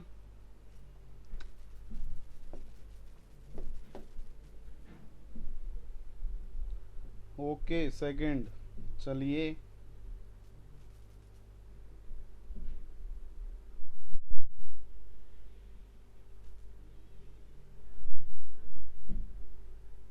बिल्कुल ऑसिन सही जवाब। देखो, पहले वाले क्वेश्चन में शायद आप लोगों ने कर लिया होगा 1 to 1, बहुत सही जवाब है भाई। देखिएगा, पहले वाले क्वेश्चन में अगर आप आई को बाहर फेंकते हो तो ट्रोपोलियम आयन बन रहा है, बहुत स्टेबल है ट्रोपोलियम कार्बोकेटायन, इसमें पक्का ही क्या होगी, SN1 रिएक्शन होगी। ठीक है, ये SN बन जाएगा, क्योंकि यहाँ पे सॉल्वेंट आप अटैक करवाओगे तो इसका जो प्रोडक्ट जो बनेगा आपका वो एक रेसमिक प्रोडक्ट आएगा। SN1 में रेसमिक आएगा। 7 मेंबर रिंग बनाए, इसमें डबल बॉन्ड चिपका दें, और इसके यहाँ पे स्टीरियो नहीं पता है तो जिग जैग से OH लगा के छोड़ दें। वेज से भी आ सकता है, डैश से भी आ सकता है, SN1 हो रही है। जब आप इस केस में देखोगे ना तो यहाँ पे आपके पास में देखो सोलवेंट कैसा है, ये तो जी मेथनॉल टाइप का अल्कोहल है, और ये तो सोलोलिसिस दिखाएगा। बोलो यार, ये क्या दिखाएगा, सोलोलिसिस दिखाएगा। तो यहां से ये सेंटर चेक करो, ये सेंटर कैसा है जी, 3 डिग्री। तो मैं SN2 की तो सोच ही नहीं सकता, SN2 की तो सोच ही नहीं सकता। 3 डिग्री सेंटर दिखाई देते ही SN1 चिपका देता हूं, चिपका दिया, OBS बाहर गया, और जैसे ही OBS बाहर जाएगा उसकी पोजीशन पे आके ये अटैक कर देगा। जैसे ही अटैक करेगा फिर से आपके पास में कायरल सेंटर जनरेट हो रहा है। बोल दो एक बार, यहां पे देखो मैथिल था ना, फिर कौन आ रहा है, ROH आ रहा है, H हटा देंगे तो RO ही आएगा। इसका मतलब यहां पे मेरे को ये स्टीरियो नहीं पता होगी कि CH3 एक्सियल पे होगा या CH3 इक्वेटोरियल के ऊपर होगा। दो प्रोडक्ट आपके पास में यहां पे क्या हो जाएंगे, जनरेट हो जाएंगे। एक बार CH3 को एक्सियल लगा लेना, एक बार OR को एक्सियल लगा लेना। ठीक है, दो प्रोडक्ट आपके पास में जनरेट हो जाएंगे, SN1 होगी। जब आप इस वाले केस में देखेंगे तो देखो इसमें आपको सेंटर कैसा दिखाई दे रहा है, सेंटर आपको दिखाई दे रहा है कि जी ये जो सेंटर है ना वो 2 डिग्री है, इसके ऊपर 2 मेथिल लगे हुए हैं, इसमें एक आयोडीन लगा हुआ है। अगर मैं 2 डिग्री को देखता हूं तो 2 डिग्री को देखते ही मेरा पहला दिमाग जाता है कि चलो ये आयोडीन यहां से बाहर निकल जाएगा, तो मैं एक मिनट के लिए सॉल्वेंट को देख लेता हूं। अब यहां पे सॉल्वेंट आपको मेंशन ही नहीं कर रखा है। अगर सॉल्वेंट मेंशन नहीं कर रखा है तो आप सॉल्वेंट के बेसिस पे ये नहीं बोल सकते। अगर यहाँ पे सॉल्वेंट आपका पोलर एप्रोटिक होता तो आप ऐसे बोल देते कि इसमें SN2 डोमिनेट कर जाती। अगर पोलर प्रोटिक H2O जैसा होता तो आप बोल देते कि इसमें SN1 डोमिनेट कर जाएगी। दोनों ही नहीं दे रखे हैं। अब यहाँ पे आपको क्या दे रखा है, केवल न्यूक्लियोफाइल गिवन है। अगर केवल न्यूक्लियोफाइल गिवन है तो अब आप न्यूक्लियोफाइल के बिहेवियर को चेक करें। न्यूक्लियोफाइल भी दो टाइप के होते हैं, एक आपका न्यूक्लियोफाइल नेकेड होता है और दूसरा आपका कवर्ड होता है। कल ही डिफरेंस देखा था हम लोगों ने। नेकेड कैसे होते हैं, जिनके ऊपर नेगेटिवली चार्ज होते हैं जैसे OH नेगेटिव, और कवर्ड कौन से होते हैं, H2O टाइप के या KOH टाइप के, जिनके ऊपर मेटल चिपका हो या फिर वो न्यूट्रल रहे हो, तो इनको हम लोग कवर्ड बोलेंगे। और कवर्ड के केस में हम लोगों ने SN1 को जिताया था, और जो आपका नेकेड होता है उसके केस में हम लोगों ने किसको जिताया था, SN2 को। इसलिए ये नेकेड है, और अगर ये नेकेड है तो पीछे से आके अटैक करेगा, आयोडीन को बाहर निकालेगा। इस केस में आपकी SN2 रिएक्शंस जीत जाएंगी, और जैसे ही SN2 रिएक्शन जीतेंगी बनने वाला जो प्रोडक्ट होगा ना यहाँ पे, वो प्रोडक्ट कैसा दिखाई देगा, मैथिल डैश के ऊपर हाइड्रोजन और यहाँ पे वेज के ऊपर मैथिल एमी डैश, और इस पोर्शन के ऊपर N3 आ जाएगा। कितने लोगों ने यही प्रोडक्ट बनाया, ऐसा ही बताया था, किसी को डाउट नहीं आनी चाहिए भाई। बोलो बोलो यस, बोल तो दो यार। इसमें आगे रिएक्शन बताऊंगा एक, अभी रिएक्शन बताऊंगा आगे एक। यही बनाए थे, बहुत बढ़िया, ठीक है भाई। चलिए, ये सबस्टेट है ना, इस सबस्टेट के ऊपर रिएक्शन नहीं रोकता है कभी भी। अगर उसने जिंदगी में ऐसी रिएक्शनें करवाई हैं तो एक स्टेप आगे बढ़ा देता है। देखिएगा, अगर उसने ऐसी रिएक्शनें करवाई हैं तो एक स्टेप आगे बढ़ा देगा। वो स्टेप मैं आपको सिखाता हूं। एमी ये स्टार था, डैश के ऊपर हाइड्रोजन था, और इस पोर्शन के ऊपर आपका N डबल बॉन्ड N कुछ इस टाइप से आ रखा है, ठीक है। ये डबल बॉन्ड ये आपका पॉजिटिव होता है, ये आपका नेगेटिव होता है। ये जो कंपाउंड बना है ना, जो आपका N3 नेगेटिव आ रहा है, इसमें उस केस में, ठीक है ओके, इस केस में क्या करता है वो, इस कंपाउंड के ऊपर वो PPH3 के साथ में पानी डाल देता है। PPH3 के साथ में क्या डाल देता है, पानी डाल देता है, कि बता अब क्या प्रोडक्ट बनेगा। आगे रिएजेंट का क्वेश्चन बना देता है। PPH3 और पानी की कंडीशन में जो आपका N3 नेगेटिव होता है, जो आपका N3 है, वो N3 क्रॉसपोंडिंग अमीन में कन्वर्ट हो जाता है, वो NH2 में कन्वर्ट हो जाता है। इस बात का ध्यान रखना। अगर आपने N3 लिया है तो वो NH2 में कन्वर्ट हो जाएगा, और आपका जो बनने वाला प्रोडक्ट होगा वो एमी डैश के ऊपर हाइड्रोजन, वेज के ऊपर मैथिल डैश, और यहाँ पे आपका क्या आ जाएगा, प्लेन में NH2 आ जाएगा। मैकेनिज्म क्या सर ने करवा रखी है, क्या सर ने मैकेनिज्म करवा रखी है, मैकेनिज्म बताने की जरूरत है।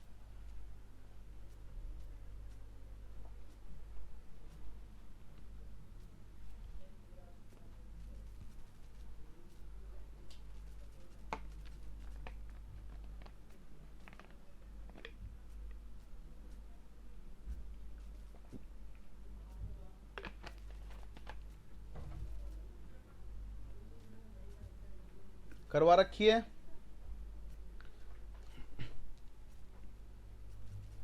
हाँ कोई चेंज नहीं होगा, ऐसा ही प्रोडक्ट रहेगा, ठीक है कोई नहीं। देखो छोटा सा मैं आपको एक डिस्कस कर देता हूं, छोटी सी बात डिस्कस कर देता हूं। इस वाले पूरे को आप R मान लेना, ठीक है। इसमें आपका क्या पड़ा हुआ है, सबसे पहले इसके अंदर PPH3 डाला जाता है, ये नेगेटिव चार्ज चलता है, और ये नेगेटिव चार्ज चल के इस फास्फोरस के ऊपर अटैक कर देता है, ठीक है। ठीक है, जैसे ही अटैक करेगा तो आपके पास में कैसा कंपाउंड जनरेट होता हुआ दिखाई देता है। सर कुछ एक मिनट के लिए,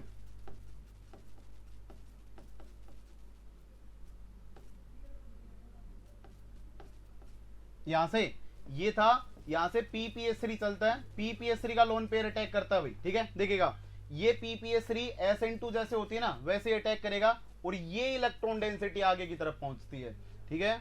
सॉरी, ये इस नाइट्रोजन के ऊपर पहुंच जाती है क्योंकि ये पॉजिटिवली चार्ज्ड है, और यहां से नाइट्रोजन के ऊपर जैसे जाएगा तो N negative double bond N ये न्यूट्रलाइज हो जाता है और उसके ऊपर लोन पेयर आ जाता है। फिर से यहां से सिंगल बॉन्ड नाइट्रोजन था, इसके ऊपर आगे पूरा ये R डैश, इसको मैंने मान लिया ये R डैश है। यहां से इसके साथ में क्या लग चुका है, PPH3 पॉजिटिव लग चुका है। यहां से क्या होता है, ये नेगेटिव चार्ज चलता है फिर आगे, ठीक है, और ये इलेक्ट्रॉन डेंसिटी जो होती है इस बॉन्ड की वो यहाँ पे शिफ्ट हो जाती है। जैसे ही वो शिफ्ट होती है तो फिर से आपका यहां से बनने वाला प्रोडक्ट कैसा दिखाई देता है, एक तो N2 बाहर निकल जाता है, -N2 प्लस आपका nitrogen double bond phosphorus PPH3 और R डैश, जो अपना विटिक का रिएजेंट होता है ना, विटिक में कार्बन की लाइट होती है और कार्बन सेंटर की लाइट होती है, जिसको हम लोग फॉस्फोरस की लाइट बोलते हैं, और यहाँ पे नाइट्रोजन सेंटर के ऊपर नेगेटिव चार्ज होता है। इसकी जैसे ही इसके अंदर आप H2 डालते हो, जैसे ही इसके अंदर आप H2 डालते हो तो ऑक्सीजन की टेंडेंसी जो होती है वो फॉस्फोरस के लिए होगी, और इसके साथ में जो 2 हाइड्रोजन लगे होंगे वो नाइट्रोजन की तरफ रहे होंगे। कुछ इस टाइप से आप बॉन्ड तोड़ देते हैं तो फॉस्फोरस ऑक्सीजन को लेके उड़ जाता है और ये क्रॉसबॉन्डिंग NH2 में कन्वर्ट हो जाता है। इसलिए जब भी PPH3H2 डालता है तो जो आपका NH3 है उसकी जो स्टीरियो केमिस्ट्री होती है उसकी स्टीरियो में कोई फर्क नहीं आता है, वो एज इट इज स्टीरियो बनी रहती है। जो पहले डैश पे था तो डैश पे, प्लेन में था तो प्लेन में, उसकी स्टीरियो में कोई चेंज नहीं आएंगे। ऐसे रिएक्शन चलती है यहां से, ठीक है, ऐसे मैकेनिज्म होती है। चलिए आगे बढ़ते हैं, ठीक है, देख लेना इसको। अगर मैं इससे आगे बात करता हूं तो अगले केस में जो अपने पास में है, फिर से मैं आपसे क्वेश्चन पूछता हूं, क्वेश्चन जरूरी है फिलहाल इस टॉपिक के, अगर क्वेश्चन नहीं आएंगे तो फिर मर जाओगे, ठीक है, जल्दी से बताइएगा, ठीक है। एक जर्नल ग्राफ डिस्कस करता हूं, उसके बाद आपसे और भी अच्छे वाले क्वेश्चन पूछता हूं एक बार, ठीक है, बताइएगा, देखिएगा। ये तो हो गए, ऐसे तो निकाल ही लोगे। देखना, अगर आपके पास में, मैं यहां पे बता देता हूं, पूरा एक बार चार्ट डिस्कस कर देता हूं, हाउ टू फाइंड SN1 और SN2, ठीक है। इन बातों का ध्यान रखना। सबसे पहले अगर कभी भी कोई भी क्वेश्चन आता है तो उस क्वेश्चन में आप ये चेक कर लेना कि आपका सबस्ट्रेट कैसा है, क्योंकि वहां पे सबस्ट्रेट गिवन होगा। सबस्ट्रेट आपके 2 टाइप के मिलेंगे। पहले टाइप का जो सबस्ट्रेट होगा वो इलेक्ट्रॉन डेफिशिएंट होंगे। कैसे रहे होंगे, इलेक्ट्रॉन डेफिशिएंट रहे होंगे, स्पेलिंग देख लेना। दूसरे कौन से होंगे, इलेक्ट्रॉन रिच रहे होंगे, इलेक्ट्रॉन रिच रहे होंगे। अगर कभी भी इलेक्ट्रॉन डेफिशिएंट इलेक्ट्रॉन रिच आते हैं उसमें डबल बॉन्ड आएंगे और डबल बॉन्ड के ऊपर इलेक्ट्रोफाइल अटैक करता है, और जब इलेक्ट्रोफाइल अटैक करते हैं तो फिर वो इलेक्ट्रोफिलिक रिएक्शन हो जाते हैं, न्यूक्लियोफिलिक नहीं बचती हैं। SN1 SN2 न्यूक्लियोफिलिक सब्स्टिट्यूशन होते हैं, इसलिए ये कैटेगरी आपकी कट जाएगी। सबस्ट्रेट को सबसे पहले पहचानना है कि इलेक्ट्रॉन रिच है या इलेक्ट्रॉन डेफिशिएंट है। दूसरा, अगर मान लीजिए कि इलेक्ट्रॉन डेफिशिएंट आ जाता है तो फिर वहां पे आपको 2 कहानियां चेक करनी है। वो पक्का ही कैसा होना चाहिए, सैचुरेटेड सेंटर होना चाहिए। सैचुरेटेड सेंटर के ऊपर ही SN1 SN2 होती हैं, ठीक है, वो सेंटर पक्का ही सैचुरेटेड होना चाहिए। उसके ऊपर जब हम लोग कहानी चलाएंगे तो फिर से 2 कैटेगरीज में डिवाइड करेंगे। जो आपका इलेक्ट्रॉन डेफिशिएंट है, क्या वो इंटीमेट आयन पेयर में कन्वर्ट हो रहा है या नहीं कन्वर्ट हो रहा है, मतलब वहां से इंटीमेट आयन पेयर जनरेट हो रहा है या नहीं जनरेट हो रहा है। इंटीमेट आयन पेयर कब जनरेट होंगे, क्या तो 3 डिग्री रहा हो, मतलब जहां पे भी कार्बोकटाइन ज्यादा स्टेबल बन रहे हो वो इंटीमेट में चला जाएगा, ऐसा हम लोग बोलते हैं। जैसे हम लोगों ने लिखा था अलाइलिक कार्बोकटाइन या उससे ज्यादा स्टेबल होंगे तो फिर वो इंटीमेट में चले जाएंगे, ठीक है। साथ में सॉल्वेंट चेक कर लेना कि सॉल्वेंट आपका कैसा है, उसके बेसिस पे तो उसका इंटीमेट आयन पेयर बन रहा है या नहीं बन रहा है। अगर इंटीमेट आयन पेयर में यस आ जाए तो फिर वो हमेशा SN1 से जाएगा, वो हमेशा SN1 से जाएगा। अगर intimate ion pair, no intimate ion pair, कोई इंटीमेट आयन पेयर नहीं होगा तो उन कंडीशन में फिर वो SN2 से जाएगा। इनके साथ में जर्नली आपको सॉल्वेंट जो होंगे वो अप्रोटिक सॉल्वेंट होंगे, और उसके केस में जो सॉल्वेंट होंगे, प्रोडक्ट आपका एक ही प्रोडक्ट आ गया, SN2 से प्रोडक्ट आ रहा है, और यहां से अगर जाओगे तो SN1 से जाएगा। इसके केस में जो आपके सॉल्वेंट होंगे वो जर्नली प्रोटिक सॉल्वेंट होंगे, प्रोटिक जर्नल कंडीशंस हैं। तो ये आपको पाई चार्ट फॉलो कर लेना है और इसके बेसिस पे आपको आंसर दे देना है कि वो SN1 है या SN2 है। मैं कुछ क्वेश्चन लिख रहा हूं, देखिएगा, फिर से बताइएगा, शायद किसी को कोई दिक्कत नहीं आनी चाहिए। यही गा रहा हूं मैं 2 दिन से, यही गा रहा हूं। चलें आगे, देखिएगा, मैं कुछ क्वेश्चन लिख रहा हूं, आप फटाक से बताएंगे, ठीक है।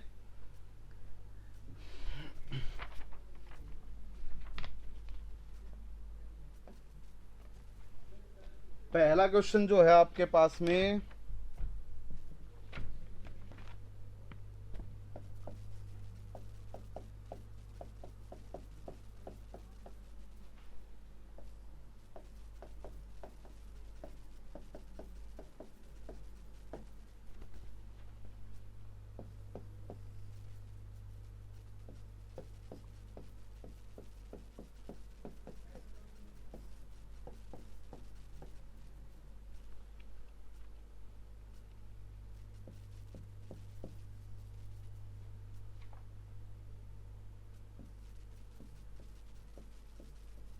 प्रोडक्टिव बनाने वही।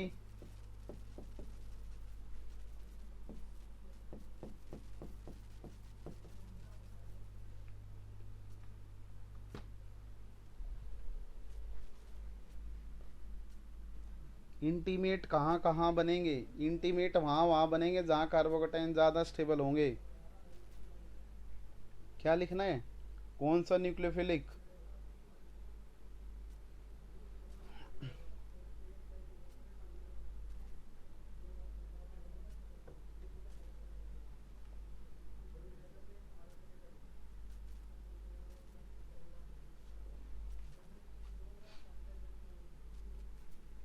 इसमें यहाँ पे एक बात और लिख लेना, यहाँ पे जो न्यूक्लियोफाइल होंगे वो जनरली कवर्ड होंगे, और यहाँ पे जो न्यूक्लियोफाइल होंगे वो जनरली नेकेड होंगे। ये बहुत बार बात कर ली है भाई हम लोगों ने, ठीक है। ये अब आप फैमिलियर हो इन चीज़ों से, आप जल्दी से स्टार्ट हो जाइए। देखो ऐसे ही आंसर आने चाहिए। देखो एक ही मिनट में सब लोगों ने आंसर दे दिया, बहुत बढ़िया भाई, ऐसे ही, यही तो चाहिए था बस। दैट्स इट, खत्म। यस,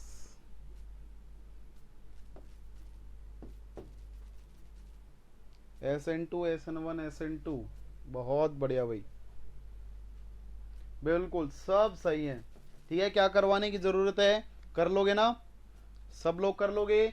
इसमें SN2 से जाएगा, देखो ये अनकवर्ड है, ये एसीटोन पोलर है, प्रोटिक है, ये सिग्मा का सिग्मा स्टार हिंडर्ड नहीं है। ठीक है, सब कर लेंगे भाई इसको। ये SN2, 2 मतलब SN2। ठीक है, यहां से सेकंड वाला बताएं, SN1 में क्या आंसर आएगा? Third SN2, third perfectly SN2। ऊपर से अटैक करेगा, ये बाहर जाएगा। अगर ऊपर से अटैक किया है तो ये ध्यान रखना, प्रोडक्ट की स्टीरियो को सही से ड्रॉ करना। ऊपर से NH2 आएगा और नीचे हाइड्रोजन चला जाएगा। कुछ लोग कहेंगे सर इतनी मेहनत क्यों कर रहे हो इस क्वेश्चन में? इसमें तो इतनी मेहनत करने की जरूरत ही नहीं है, ये दोनों तो आर्म सेम है, जैसे बनाना वैसे बना लेना, कोई फर्क नहीं पड़ेगा। ठीक है, ये कायरली कंपाउंड नहीं है, जैसा चिपकाना हो वैसे चिपका लेना इसमें तो। हाँ, रीअरेंज होंगे भाई। ठीक है,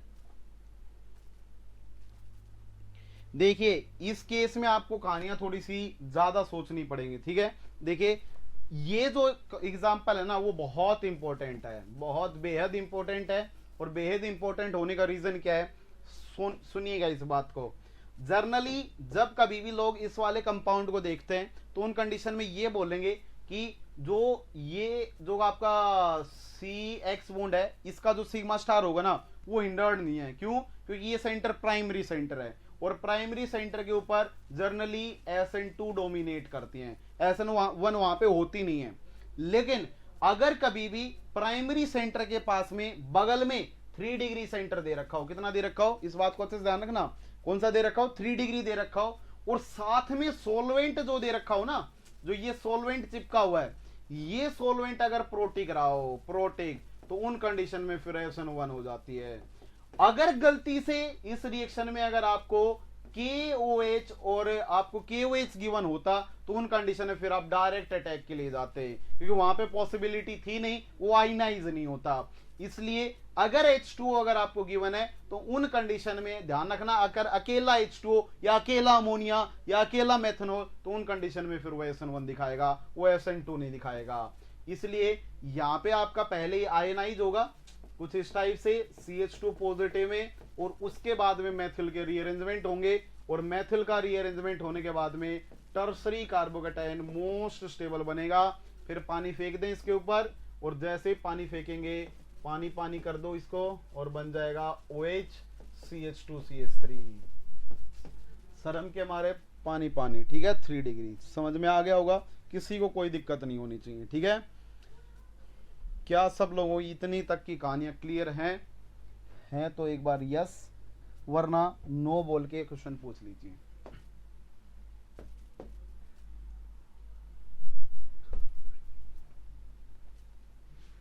KOH होगा तो डायरेक्ट SN2।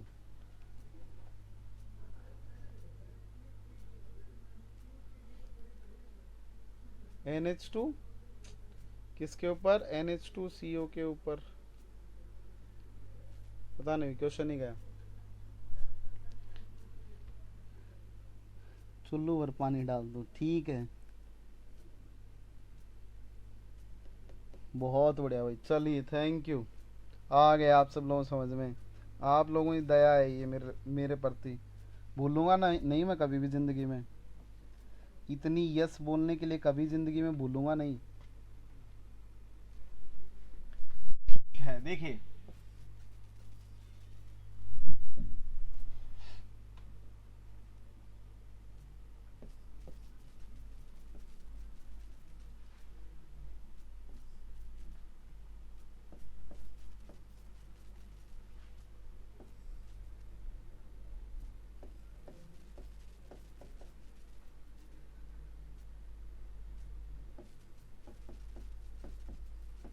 प्रोडक्ट बनाएंगे।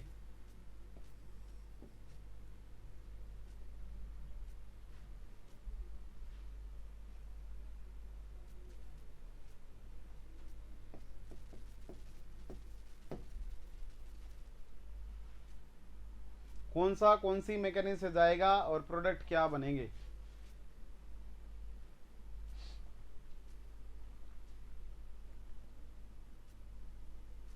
KOH में रीअरेंज नहीं होगा, मर जाना। KOH में नहीं बोलेंगे, KOH में रीअरेंजमेंट मत करवा देना।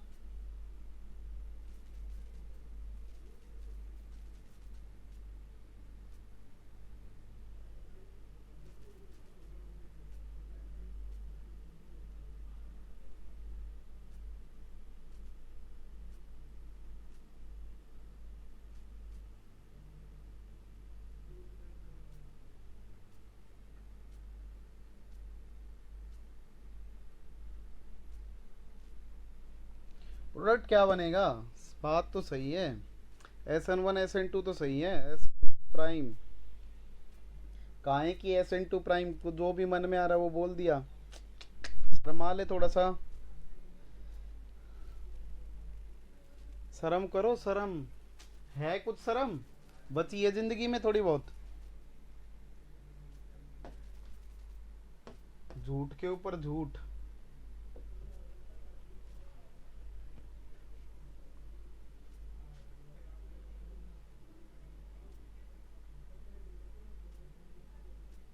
यही तो कमाल है। अल्कोहल में पढ़ाऊंगा ये बात आगे, 3 डिग्री अल्कोहल, ओके कोई नहीं, आज कर लीजिए, अल्कोहल में पढ़ाऊंगा फिर सारी बातें। देखिए चलिए, देखिए चल कोई नहीं क्वेश्चन ऐसा लिखा गया, कुछ लोगों को तो समझना अच्छे से, ठीक है। क्वेश्चन बहुत तगड़ा है ये, अगर आता है तो मरते हैं लोग। फिर से देखिएगा, ये सिग्मा था, इसका ये सिग्मा स्टार है, ठीक है, ये सिग्मा स्टार गिवन है भाई। अब देखो हम लोगों ने बोला था कि कंडीशन को पहचाने, ये सेंटर प्राइमरी सेंटर है, कैसा है, प्राइमरी सेंटर है, और यहां से जो जनरेट होने वाला जो कार्बोकेटाइन है वो कार्बोकेटाइन भी कैसा होगा, अलाइलिक है, तो अलाइलिक कार्बोकेटाइन स्टेबल होंगे, और स्टेबल होंगे तो वो SN1 रिएक्शन जरूर दे सकते हैं, ठीक है। दूसरा, अगर यहाँ पे इस पोजीशन के ऊपर अटैक करवाते हैं तो फिर बोलेंगे कि ये प्राइमरी सेंटर है जी, और अगर ये प्राइमरी सेंटर है, इसके बगल में इलेक्ट्रॉन विड्रॉइंग ग्रुप लगा हुआ है, उसके p ऑर्बिटल के साथ जो TBP ट्रांजिशन स्टेट बनेगी उसके साथ में ओवरलैपिंग करके ट्रांजिशन स्टेट को स्टेबलाइज करेगा, तो अलाइलिक सिस्टम जो होगा वो SN2 भी देगा, खूब SN2 भी देगा। उस अगर आपके पास में अलाइलिक सिस्टम आ जाते हैं ना, तो फिर सारी की सारी कहानियां क्या तो न्यूक्लियोफाइल पे चली जाती हैं या फिर सोलवेंट के ऊपर चली जाती हैं। जैसा जैसा सोलवेंट मेंशन कर रखा है वैसी वैसी रिएक्शन हो जाएंगी। अगर पोलर आपको पोलर प्रोटिक सॉल्वेंट के साथ में स्ट्रॉन्ग न्यूक्लियोफाइल दे रखा है तो उन कंडीशन में आपका क्या होगा, SN2 होंगी, डायरेक्ट अटैक होंगे। कुछ लोग चिल्ला रहे हैं यहाँ पे कि ऐसा बोल रहे हैं कि इस वाली पोजीशन पे अटैक, कहां है कि अटैक होंगे बताओ ना, ये वाली पोजीशन ज्यादा हिंडर्ड है या ये वाली पोजीशन ज्यादा हिंडर्ड है।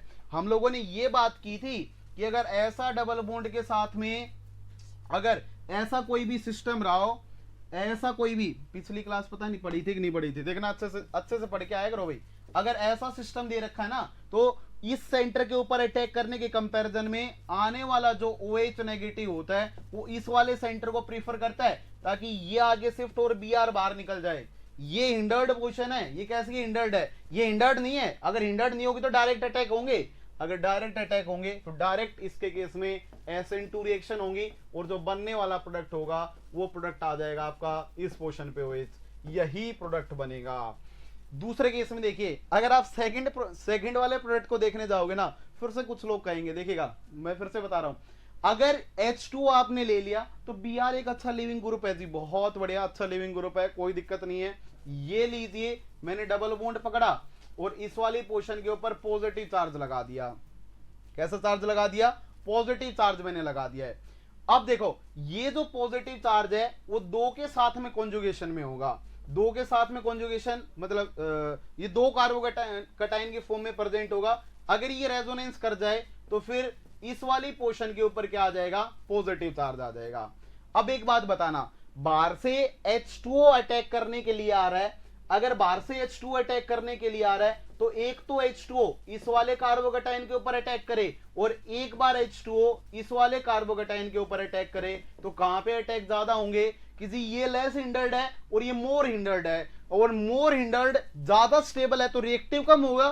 दूसरी कहानी क्या होगी, किसी ये मोर हिंडर्ड है तो यहां पे H2O को हिंड्रेंस ज्यादा मिलेगी तो अप्रोच नहीं करना चाहेगा। इसलिए कमाल की बात ये होती है कि इस केस में भी यहीं से अटैक होके मेजर प्रोडक्ट मिलता है। ये मैं आपको जब अल्कोहल की रिएक्शंस पढ़ाऊंगा आगे स्पेसिफिक आते जाएंगे, अल्कोहल, ईथर और अपना इपॉक्साइड, उनको डिटेल में डिस्कस करेंगे।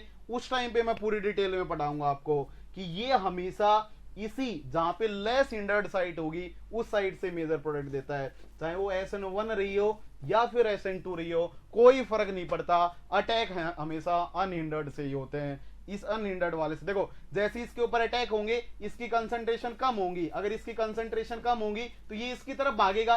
इसको तो लीच क्लियर प्रिंसिपल को फॉलो करना है कि नहीं करना है, और ये मोर स्टेबल है, इससे इंटरेक्शन की रेट बहुत कम होंगी, इसलिए ये इसमें कन्वर्ट होता जाएगा और ये मेजर बनेगा, यहां से बनने वाला आपका माइनर होगा। आगे वाले क्लासों में आएगा, फिर से पूरी डिटेल में डिस्कस करूंगा। कितने लोगों को ये बात समझ में आई, जो ये बोल रहे थे कि यहां से चिपका देता हूं वो गलत हो जाएगा भाई, वो गलत है। यहां से अगर किसी ने चिपका दिया वो आंसर गलत है, वो आंसर गलत है।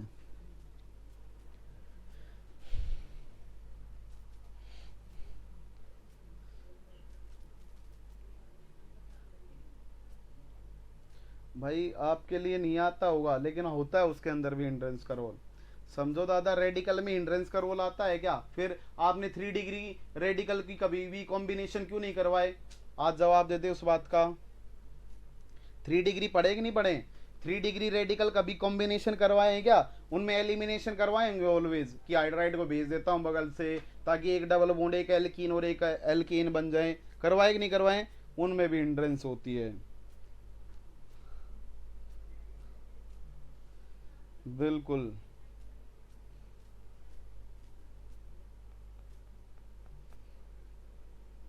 हाँ तो मैं कहाँ कह रहा हूँ मोर स्टेबल नहीं, बिल्कुल है मोर स्टेबल है, मैं तो बोल रहा हूँ मोर स्टेबल है, लेकिन प्रोडक्ट माइनर देता है।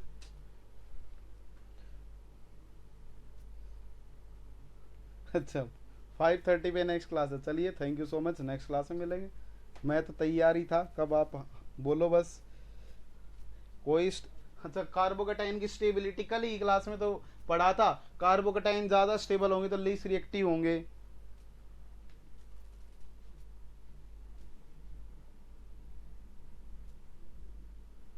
मैं तो कुछ बोलता ही नहीं हूँ, मैं तो किताबें बोलता हूँ, मेरे को कुछ नहीं बोलना। और चलिए thank you so much, next class में मिलते हैं। कब नहीं लेना है? अब तेरे पास 2 कार्बोकेटाइन है, तो उन केस में तो लेस इंडेड ही सेलेक्ट करेगा, उन केसेस में तो लेस इंडेड ही सेलेक्ट करेगा। ये तीखी बातें हैं जो आपको करनी पड़ेंगी, पेपर में लगाना, यहाँ से मेजर बना के आना, अपोजिट ही आंसर मिलेगा। ठीक है, चलिए thank you so much. Negative में मार्क्स चाहिए तो वहाँ पक्का लगा के आना, वहाँ पक्का लगा के आना। ठीक है, चलिए thank you so much for joining, next class में मिलते हैं। फिर से आज मैं आपके साथ में कुछ कंट्रोवर्शियल बात के ऊपर छोड़ के जा रहा हूँ, बहुत कंट्रोवर्सी है इसमें, कुछ लोग बहुत अपोजिट सोचते हैं इसके। ओके थैंक यू पुनीत भाई।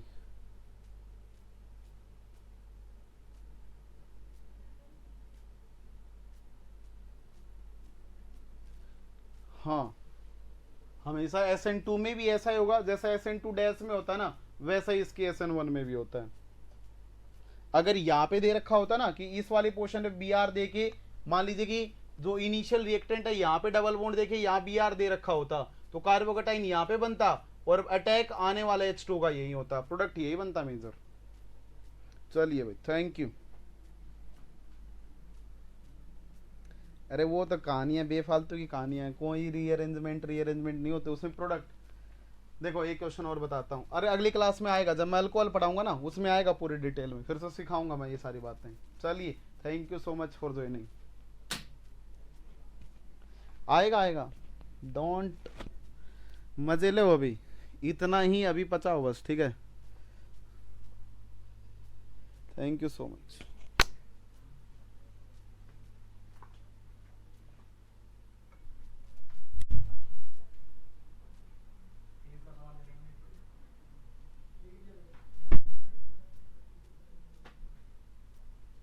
करवाऊंगा आगे आदित्य, अगली क्लास में करवाऊंगा सारी बातें, नेक्स्ट क्लास में सारी बातें करवाऊंगा।